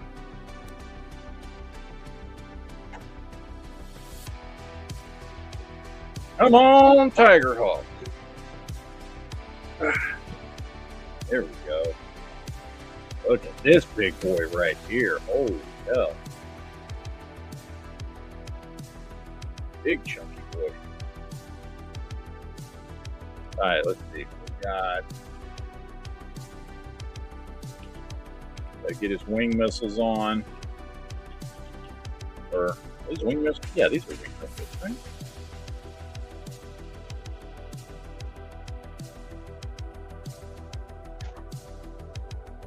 There we go. That one there. Come on. Come on. And let's see.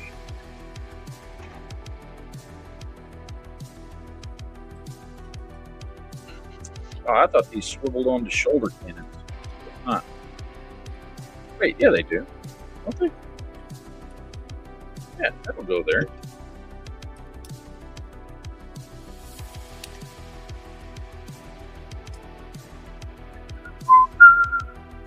Hold on. Come on, man. Get your shit together.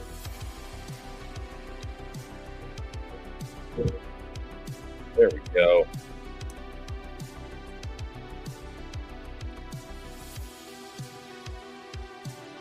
Transformers, more than media. Oh. Now, I don't like that his shoulder cannons can't point forward. That's the only thing. Like, he's got them, but they only work if he's shooting up in the sky. Well, that's lame. Well, he has to do trick shots. They're probably meant for his beast mode. Yeah, I'm pretty sure that's what it's for. But it would have been cool if they would have had a way where these, like, transitioned up a little bit so that you could fold the cannons down to look forward when he's in robot mode. Would have been a cool thing to have fingered out. But, all right, whatever. It's still a great-looking figure. And for $25, I ain't going to complain. Shit.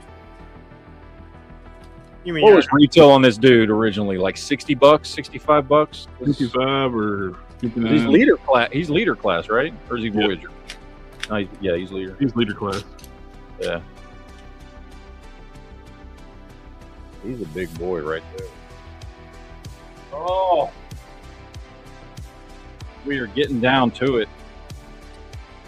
Let's open up Silverbolt.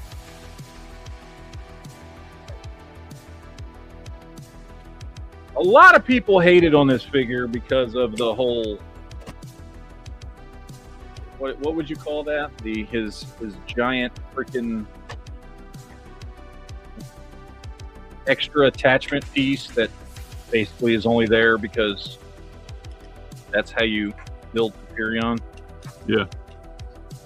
Which I don't mind because you're going to have minor parts anyway. Just might as well just make it a big.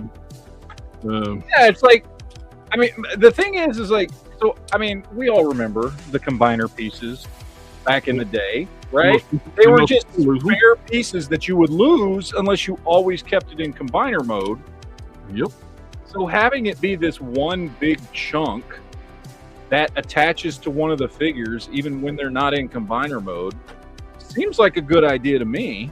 And I think you can turn that into like a base type transformation too. Yeah, I think it's a base, and it attaches to. Isn't there some other characters that it actually attaches to? Yeah, they got that red and blue one, Nexus Prime thing. I think. Oh you saw yeah. I think you saw it while it was out. You said, "What the hell is that?"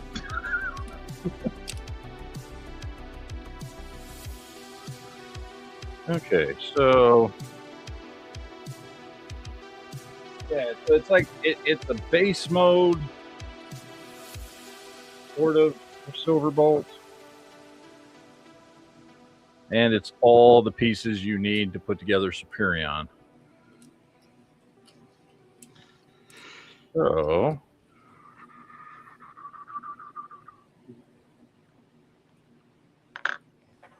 I don't know how he pegs together. Okay, that is. But you can actually build most of Superion with that. You just need the limb bots to fill in the plugs. Where's his nose? Am I missing something here?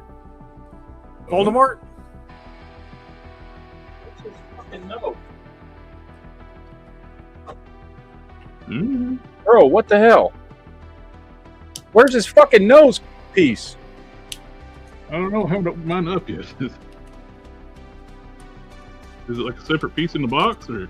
I'm looking, trying to figure that out. Because That is blow. You got the defective one.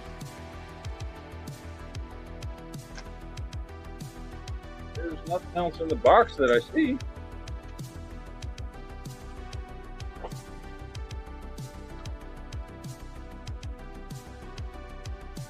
What the motherfucking hell? There's no way. There's got to be something I'm missing here. There's got to be something I'm missing here.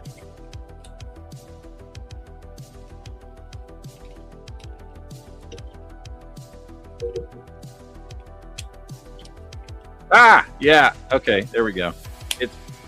You got to open it up. It's folded into. Okay. I was like, man. Okay, there we go. There we go. Now he's got his nose cone. Nice. Nice, nice. I was going to be a bit upset.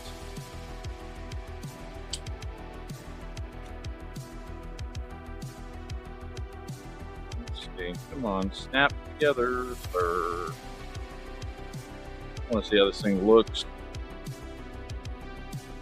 I was watching, you know, the angry electrician guy that does those like little historical video things. Yeah. Part of the uncensored podcast thing. Yep.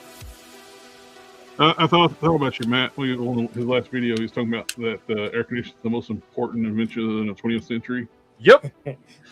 And he was talking about some of the things where the wives were discussing, like how much better disposition their husbands are in with everything.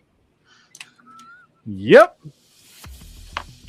Because I know y'all all remember when I didn't have air conditioning for like a week and a half a few years ago when I was still living in South Texas. Yeah, you're like me driving through traffic. I was a very, very angry individual. I was not a happy camper.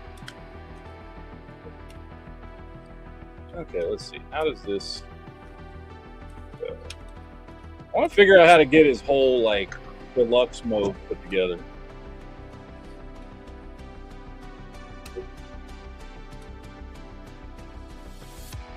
I know there's a way to do it. I just don't know how.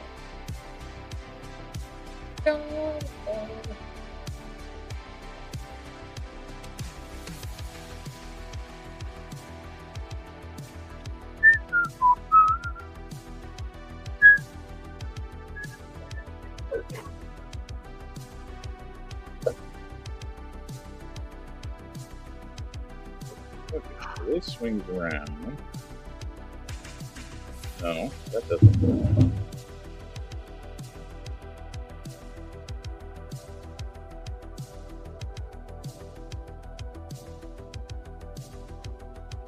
Ah, here we go. That pegs in there.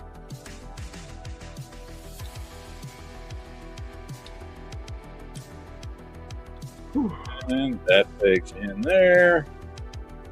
That's what she said. Yeah. Kinky.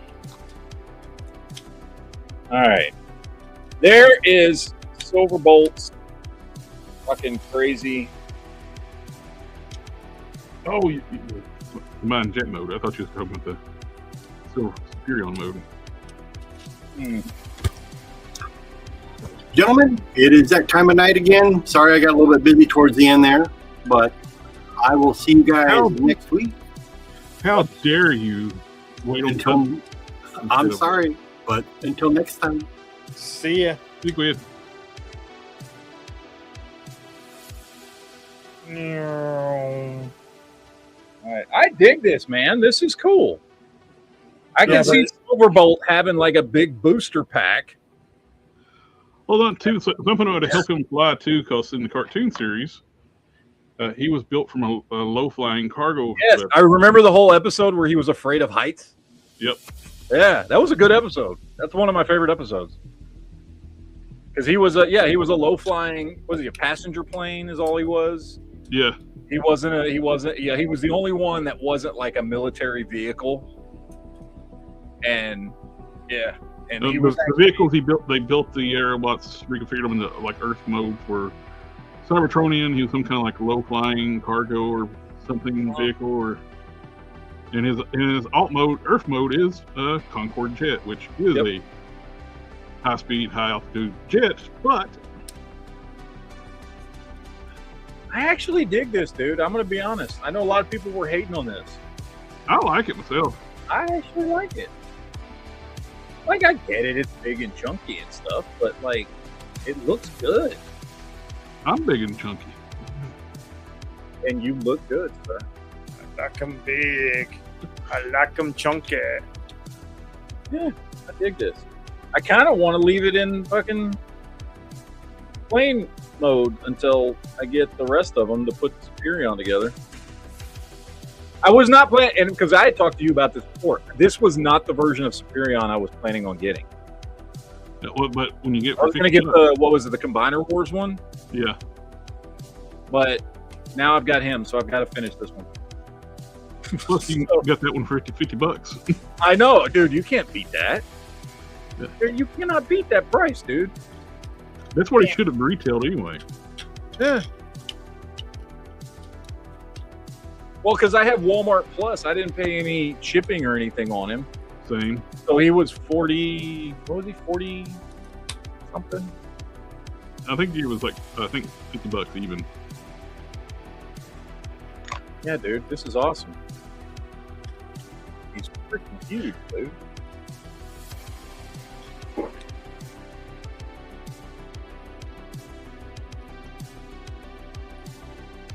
All right.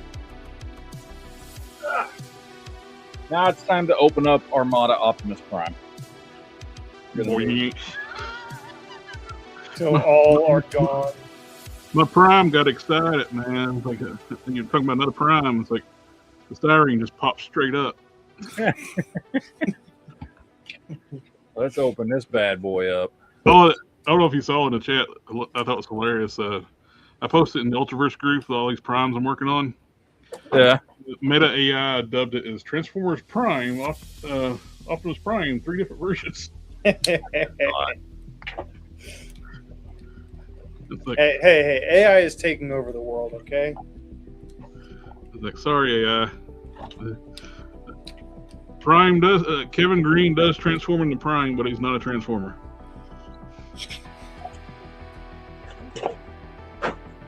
All right.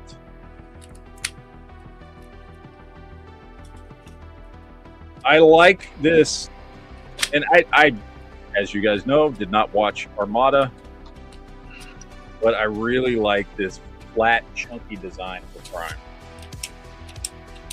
It looks really cool.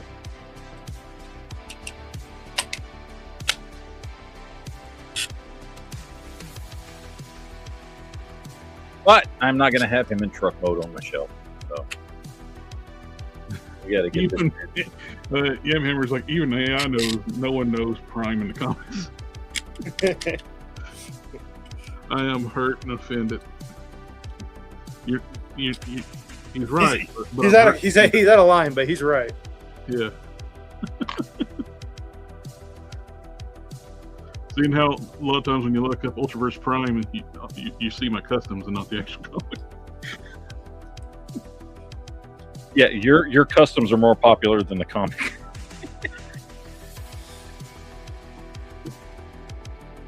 Yeah, that makes things so much easier. I cracked the waist so I can do the armor.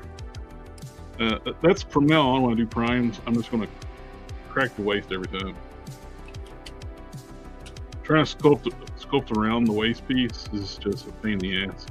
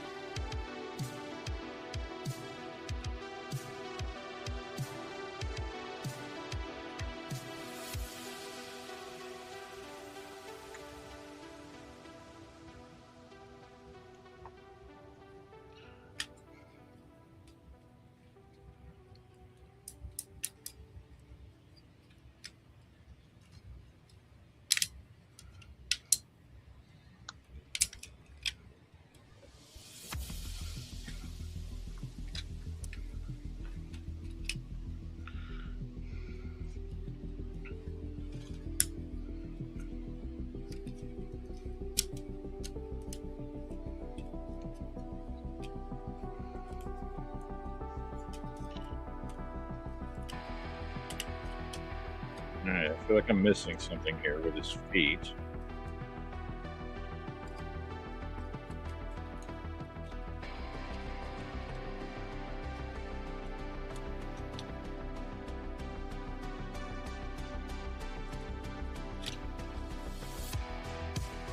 Yeah, that line, he's out of line.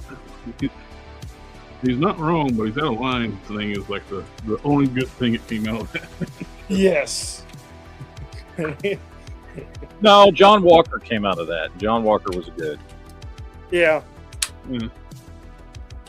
I mean, I think they treated him like shit so far in the MCU, but I don't understand that whole thing where they got mad at him for killing a terrorist after the terrorist killed his fellow soldier and friend. yeah, it's stupid. It doesn't make any sense.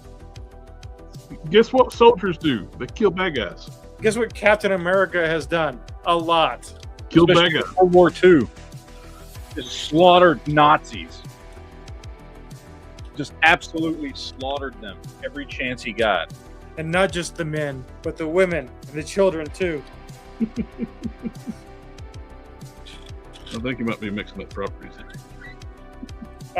Disney is Disney. It's all the same. True. I give you that. Oh my gosh, it's like I said, cracking that waist piece. I don't know why I didn't do that sooner. That makes this so much easier.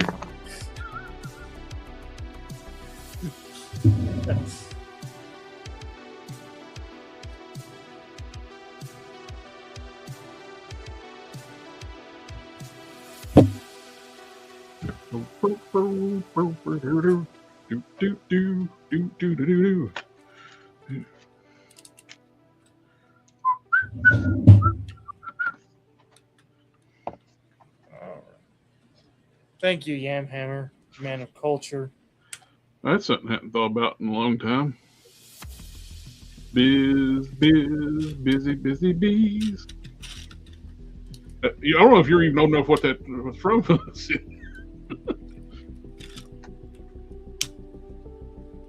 What? Busy Bee?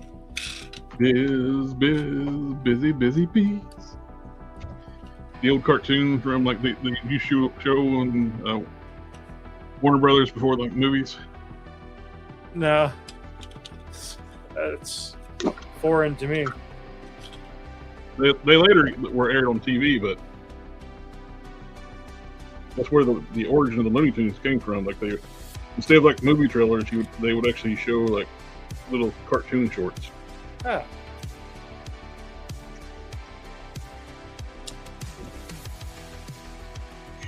Random Thoughts by Collector Express. All right, we got regular Armada. Now it's time for Ultimate Armada. Nut Chuck. I don't know how the hell I'm going to do this. Christ, this thing was complicated as fuck. CE is from Earth 6. Yep. He pronounces it Bernstein Bears too. And also, I grew up learning that your heart's on the left side of your chest. Also, what color is your blood when it's still in your body? I was told it's blue. Yeah. It's not.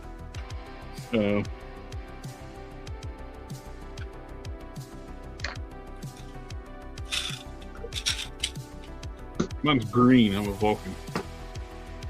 I have copper in my blood instead of iron. Not today, Copper. Which makes you wonder, why is Vulcan so strong if they're copper? Iron's a lot stronger. I got steel in my blood. They never really explained why Vulcans are stronger than humans, because their planet's not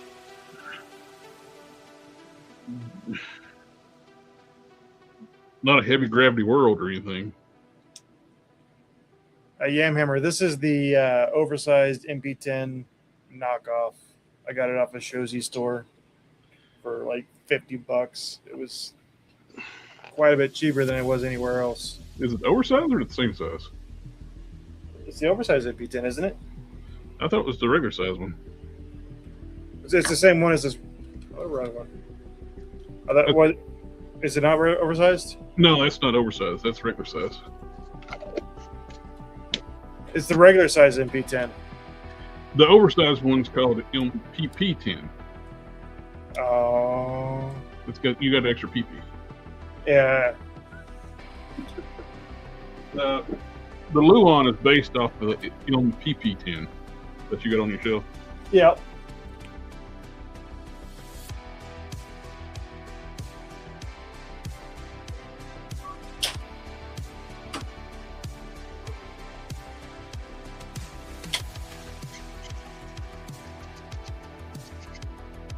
Which Wei Zhang was the company that did the original MPP10, and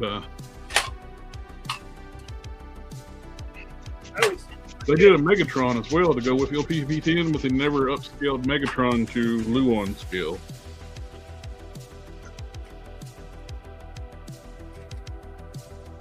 I mean, that's the blaster.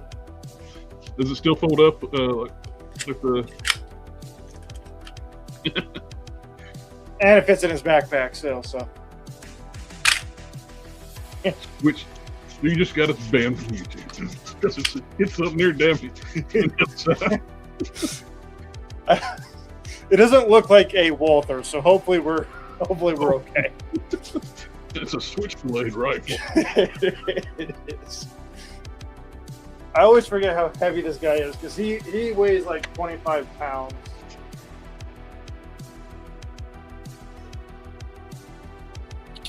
Like a large child. Yes. It's not saying that it's pretty like it's the size of a small child. It's like that's the size of a large child.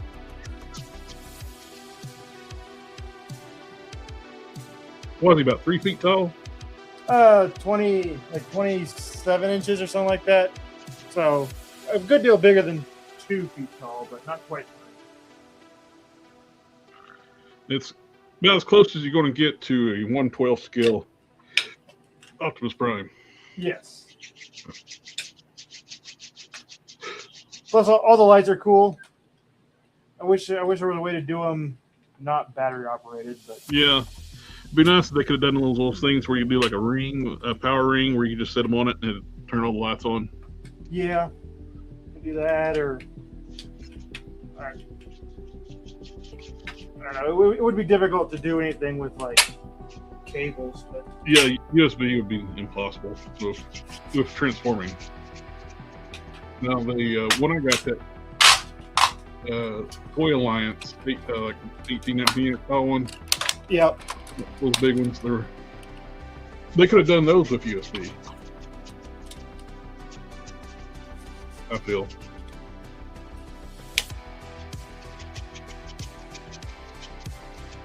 Who's a big boy?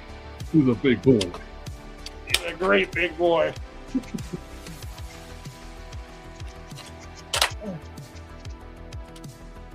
Okay, Yamhammer, I don't know why the frick we never thought about calling Krypton's Toy Vault KTV. It's so much easier. Man, I feel dumb now. It's like, consider trying to call you Krypton's Toy Vault. I'll just call you the KTV now. I don't know. That sounds a little too much like JD. So it's KTV it is. I ain't never fought any of y'all. I don't want to start now.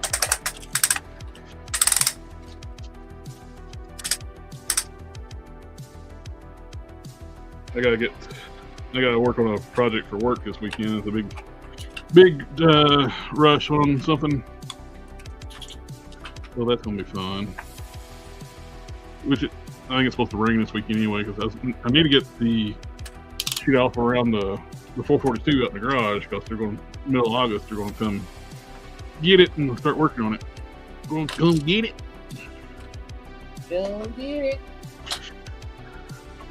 That's basically my birthday gift to myself for next year. Yeah. It's the car's 40th birthday and my 50th birthday. Well, I have to start working on some of my projects, because that's why I missed last week. Was I was going and picking up a 1980 Harley Davidson Sportster. That's a likely story. As a result, I now have a bike in storage that I really would like to get working on. Probably. I guess that probably needs to wait, though. Aren't you getting ready to move? No, maybe unknown on the moving thing. Everything's changing constantly. Getting anything concreted down right now is next to impossible.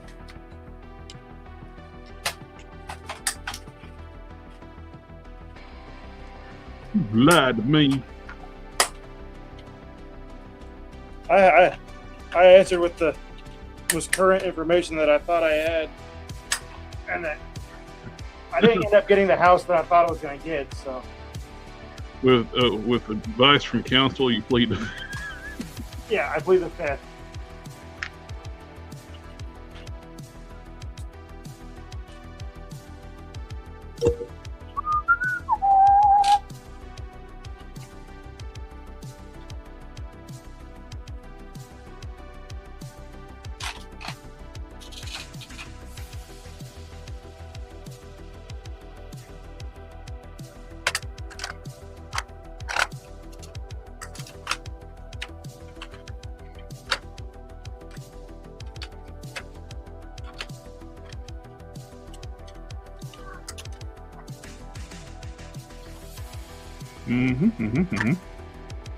Time is it? Oh, Matt, you got the other thing. I do. Oh shit, I do. Okay. Damn it, I'm sitting here trying to transform Prime. Okay, I gotta go. All right. See you, Matt. Adios. Are you in the chat? You're just going to sit there and not do nothing to transform Prime. Oh. We should go into another chat and just aggravate them.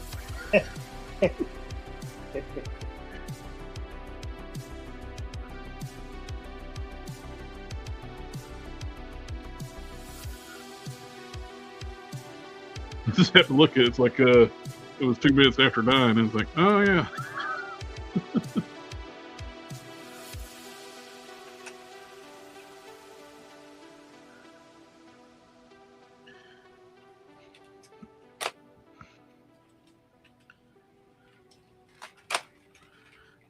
No, I didn't get a chance to ask him what we're doing a chat tomorrow night. Well, he's not working until Monday, so probably. Hey, I could actually watch Spider-Man tonight. Yes. I say that. I don't have a tracker. If I can find that good copy you was talking about, I'll do that. Yeah, I'm gonna watch it again. I do think it was. I don't know if it's. I've only seen it the one time, so I can't make any like definitive answers. But I think it has potential to be pretty high up there. Yamhammers has a point. Like, so even though I didn't know it was 9 o'clock, subconsciously I knew it was 9 o'clock. Else we start talking about cars.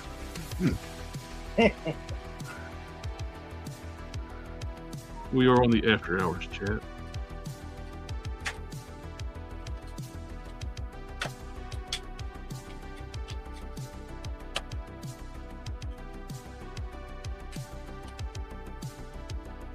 Where we found out Meta AI thinks the Ultraverse character Prime is a Transformer. He's a transformer.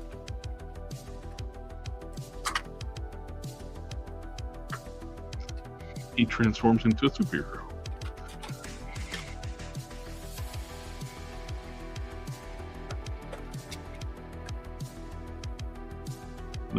Apparently they don't know the difference between Prime and Optimus Prime.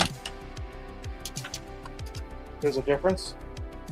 I think I heard that there is a little bit of a difference.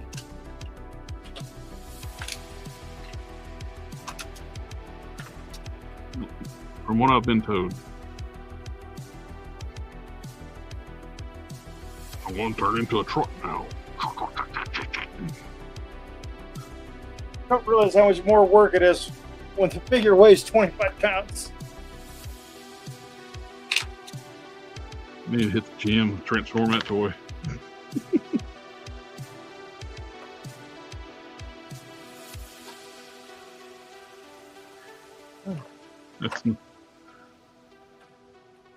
That's a man's toy. Wait a minute, that didn't sound right.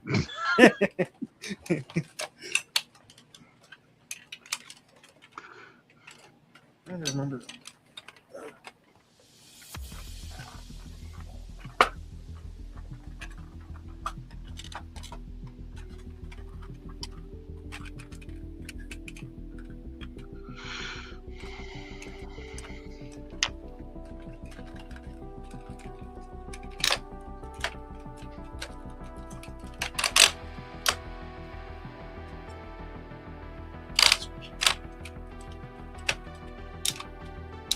Yeah, might as well just keep the chat going since I'm in the middle of sculpting. There's no point stopping.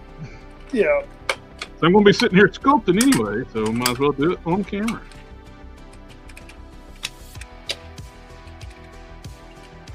Yeah.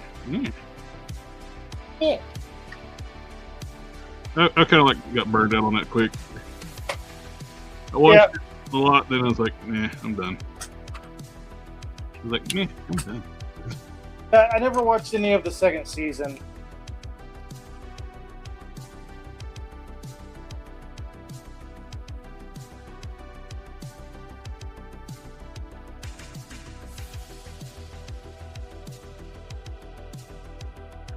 I think the fact that it's actually got like celebrities showing up now, kind of like.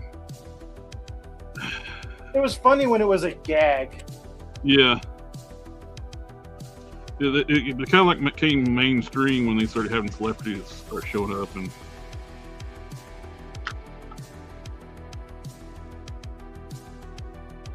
liked it before it was popular. Yeah. Yeah. Yeah.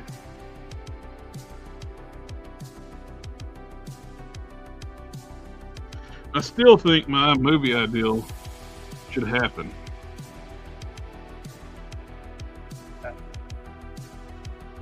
We need to get John Cena playing the character Ernest in a action comedy where Vern has been kidnapped by. He's got to go save him. What I mean? Yeah. Vern!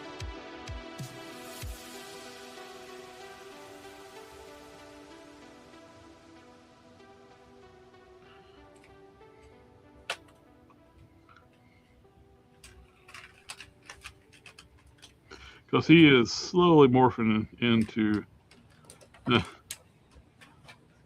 probably more accelerated now into Ernest.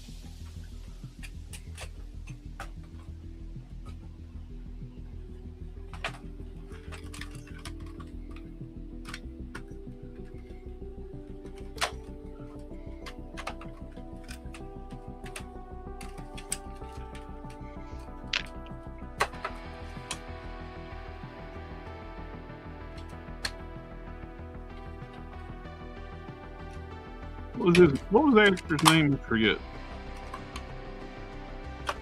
John Later. Cena. The original actor's name.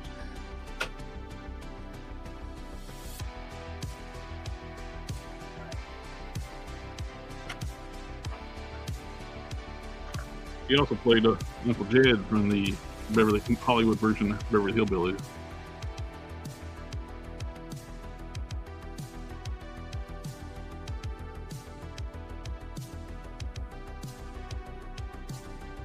I don't know, but that's a big truck. I'm going to turn into a truck now. Turger. That was like from like a online comedy like video type thing. I'm going to turn into a truck now. It is now official, some kind of official thing they did for Transformers, and I think it's actually the same voice actor that did like the comedy one. And it was also, like, well, what they're going to do is I'm going to turn into a truck now. It's now canon. I'm going to turn into a truck now. Yeah, I remember said Jim Varney. There you go. Thank you, sir. Yeah. I'm gonna put this down now. I'm exhausted. Oh wait.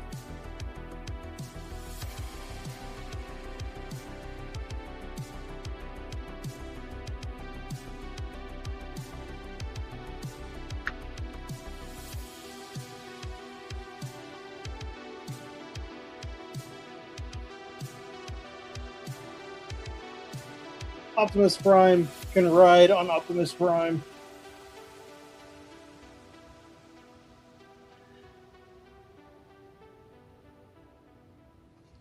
He's Optimus Prime playing with himself. He is. Oh, it could get way worse too. It could get way worse.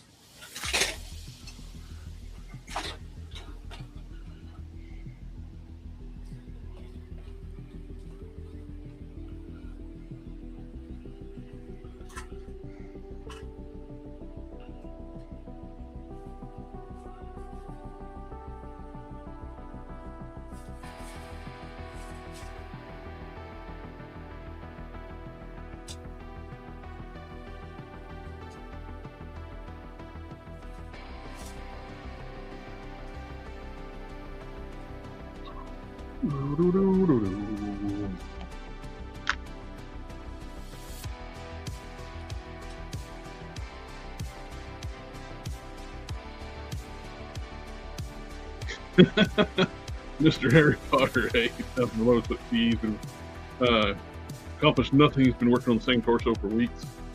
Well, technically, yes and no. You got that one. You got that one. We got that one. Yeah, we got this one. Yeah. Yes, no. All at the same time. Yeah.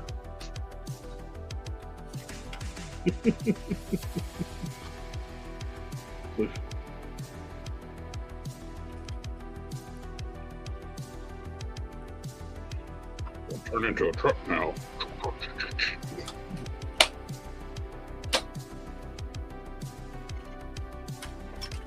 He's tall enough to fight young children.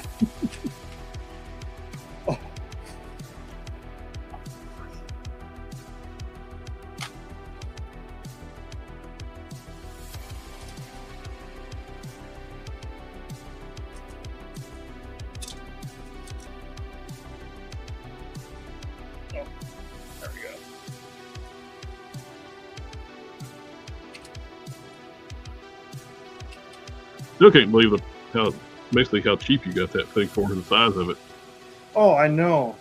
Yeah, Hammer, this is the UN Resources, or Lewin Resources MP P10 max overscale jumbo sized. And it was what, $220, I think it was. Yeah, it's crazy how cheap it was, especially like how much it was when it first came out. Now, it took like 3 months for me to finally get it because it was shipped on the boat over, but it was very much worth it.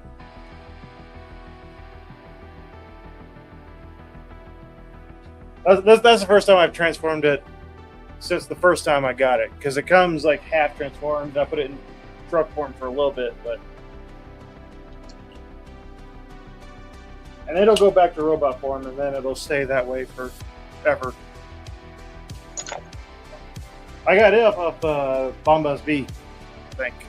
Bombas B didn't overcharge me this time when I got the green scar. Yeah.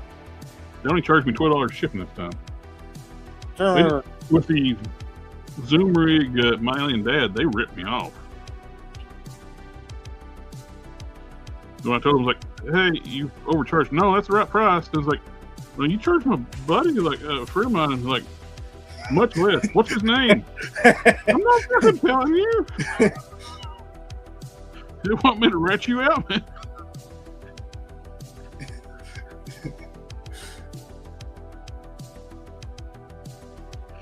Let's see. Instead of them admitting they've overcharged, they just like, no, we'll fix that. We'll make your friend pay the same price.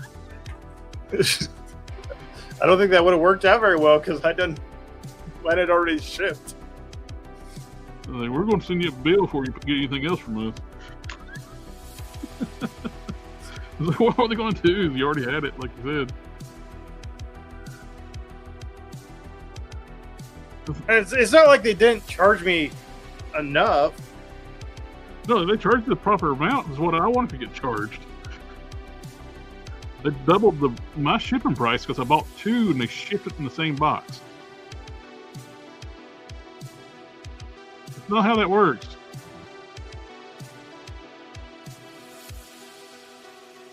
Yeah, I bought two items. You don't charge me shipping twice when it's the same order. Especially in the same box. Yeah. Let's see. How much did I pay for Lewin Resources? $262.84 after shipping.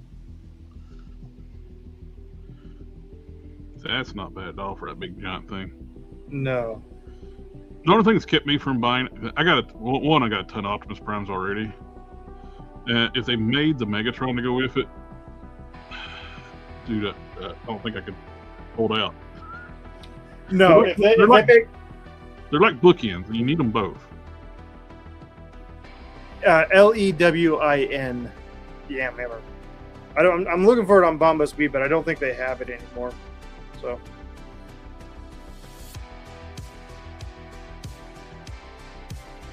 wonder if Shozi still got it.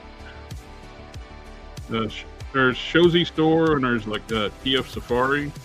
Yeah. They're both places. That's good places to get all three of those are good places to get stuff like that. Oh no, they have the Lewin Resources Metroplex in stock. Oh no.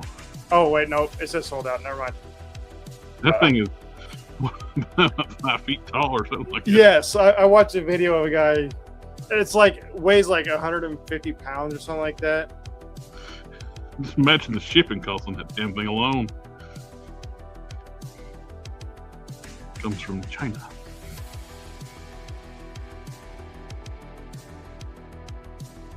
I think when it comes to speaking of that, with Invincible, I think I'm good with getting a few characters, and I think I would just stick with the Zoom rig.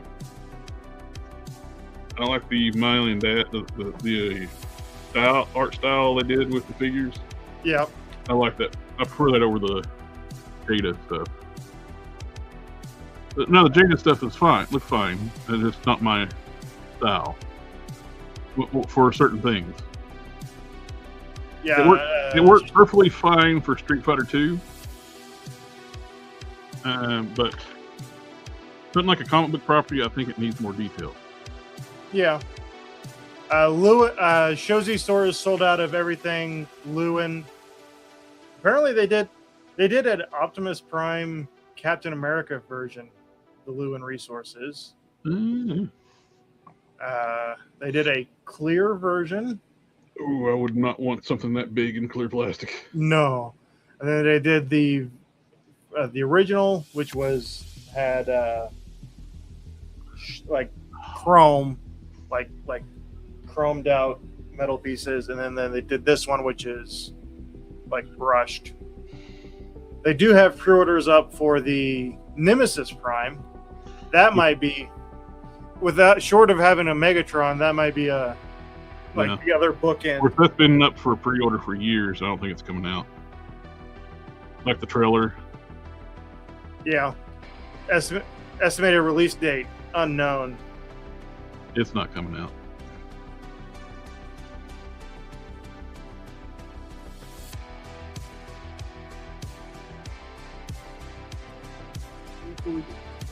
Okay, let's try TF Safari.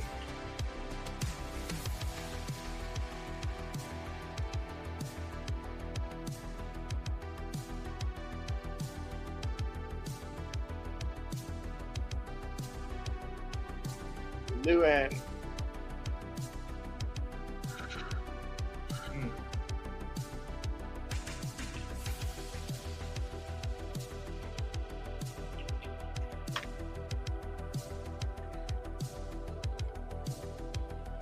I don't know if they have it listed or something else, because when you put in Lewin on TF Safari, you get absolutely nothing.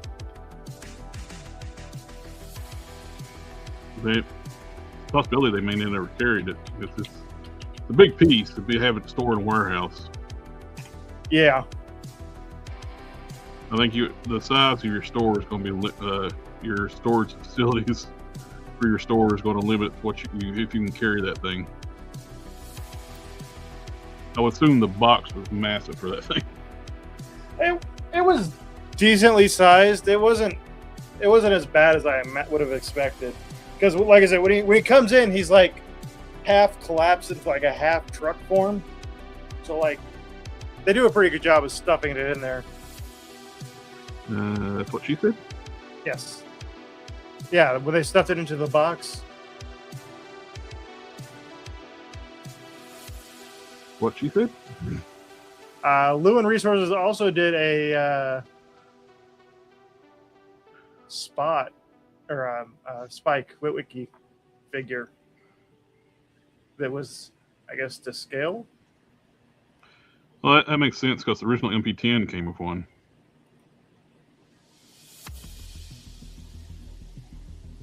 Yeah, I don't think doesn't look like any of the retail stores have them in stock anymore. It might be stuck with eBay for.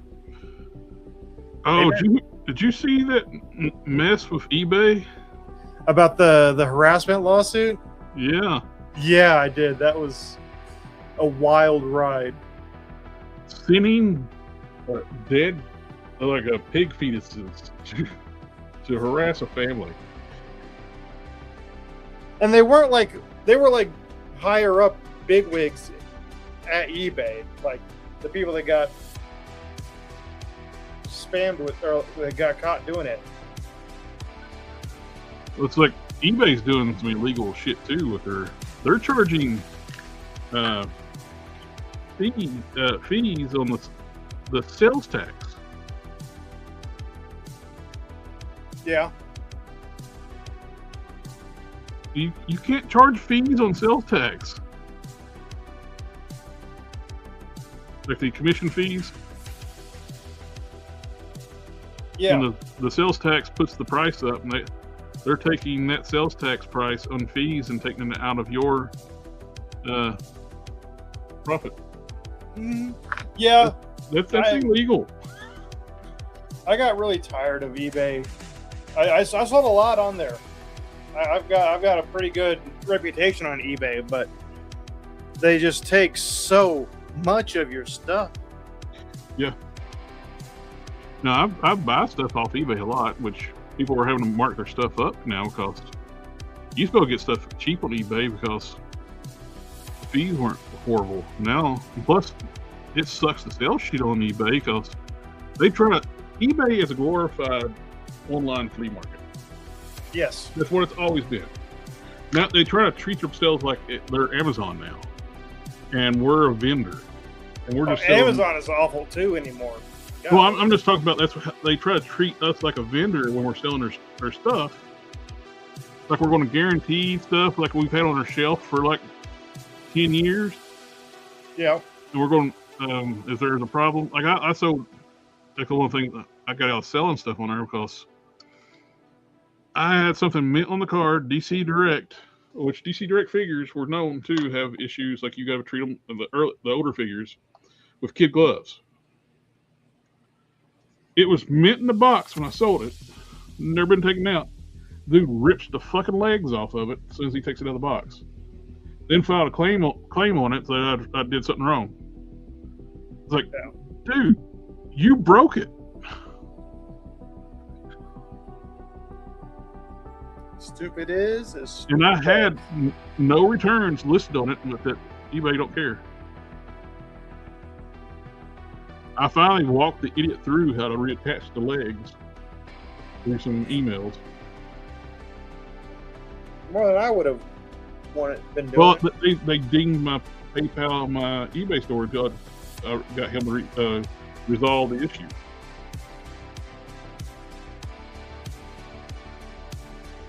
You ever seen Jay and Silent Bob Strike Back? No. Oh, in that movie, Jay and Silent Bob find out that a bunch of trolls on the internet hated their movie that they made. And the end of the movie has them looking up all of these people that left the reviews and going around and literally beating them up for leaving negative reviews. That would have been a pretty fitting conclusion. Can we beat him up for what he did to He-Man? Yes. He'll probably cry about it, though. Yeah, which is hilarious fact that he ever like wrote himself to be like where he'd actually beat up anybody. He's the biggest sissy ever.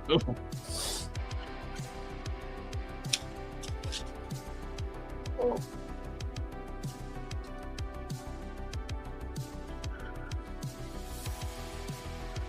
I don't think his friend that plays like Jay is sissified as Kevin Smith. I don't think so. Jay's been through too much shit. Jason Mewes. Yeah. He was like battling cancer and drugs and all that stuff.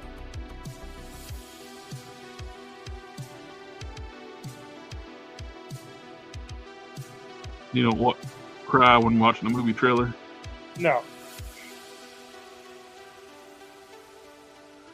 Or demasculate He-Man in a He-Man show.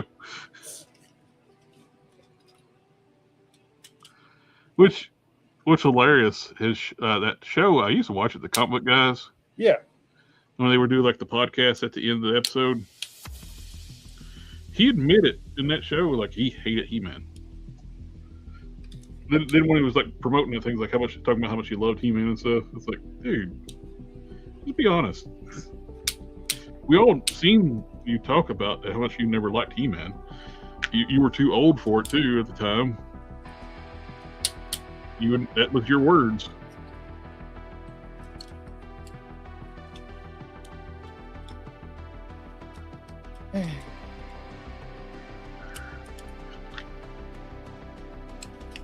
It's like a what you call it? The dude that was Rhodey in the first Iron Man movie. Yeah, Terrence Howard. Yeah, he was doing like an interview. He was talking about like, oh, I'm looking forward to playing this character. This was one of my dad's favorite characters as a kid. Like, Rhodey's not that old.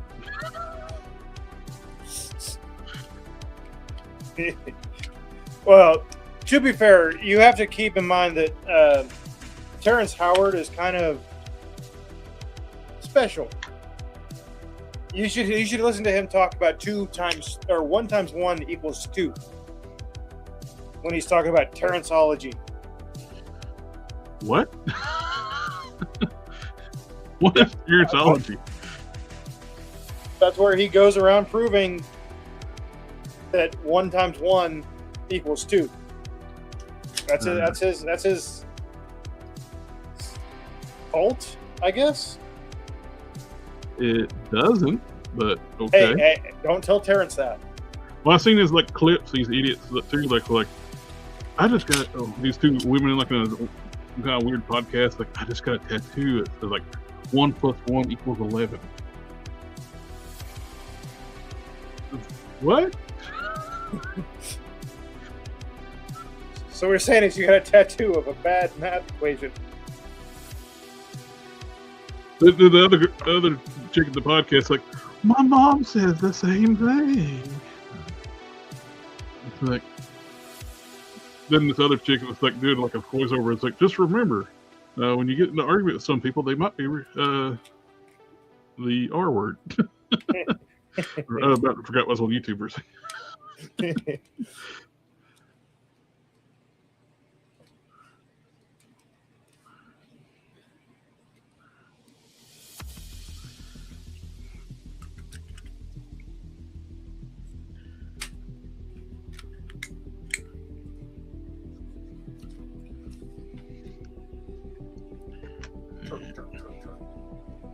I'm going to turn into a truck now.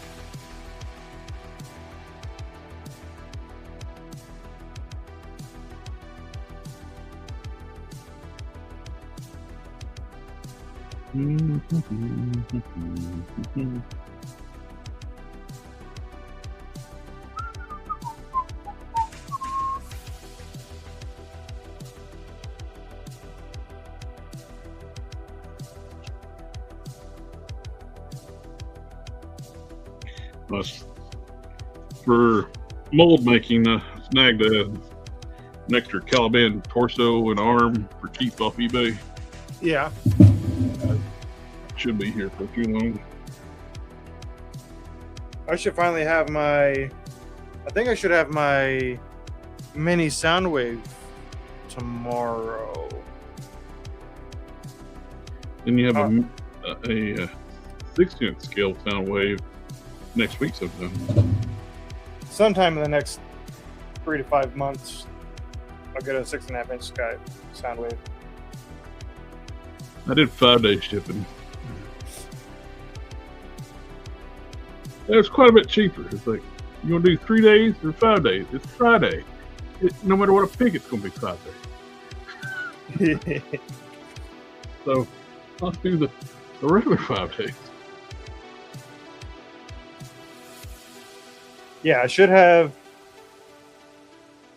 YOLO Park tomorrow. YOLO.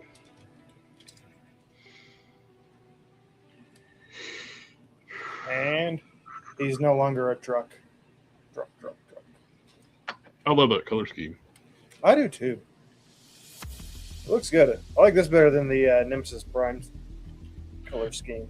I do too. It's something about that purple and black. Just like I said too. I'm kind of one of my first Transformers. I think my very first Transformer was Skywarp. And what color is he? Purple and black. Purple and black. I don't know. Maybe lavender and black. Well, I guess he is kind of. Depending on which version of Skywarp is more purple than lavender. Yeah.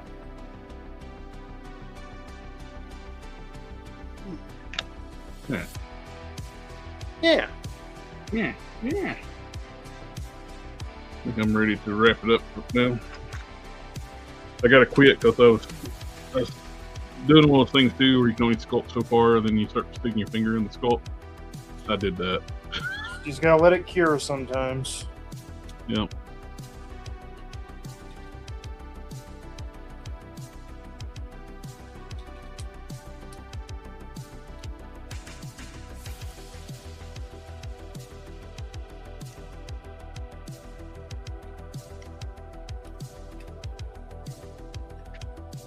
All right.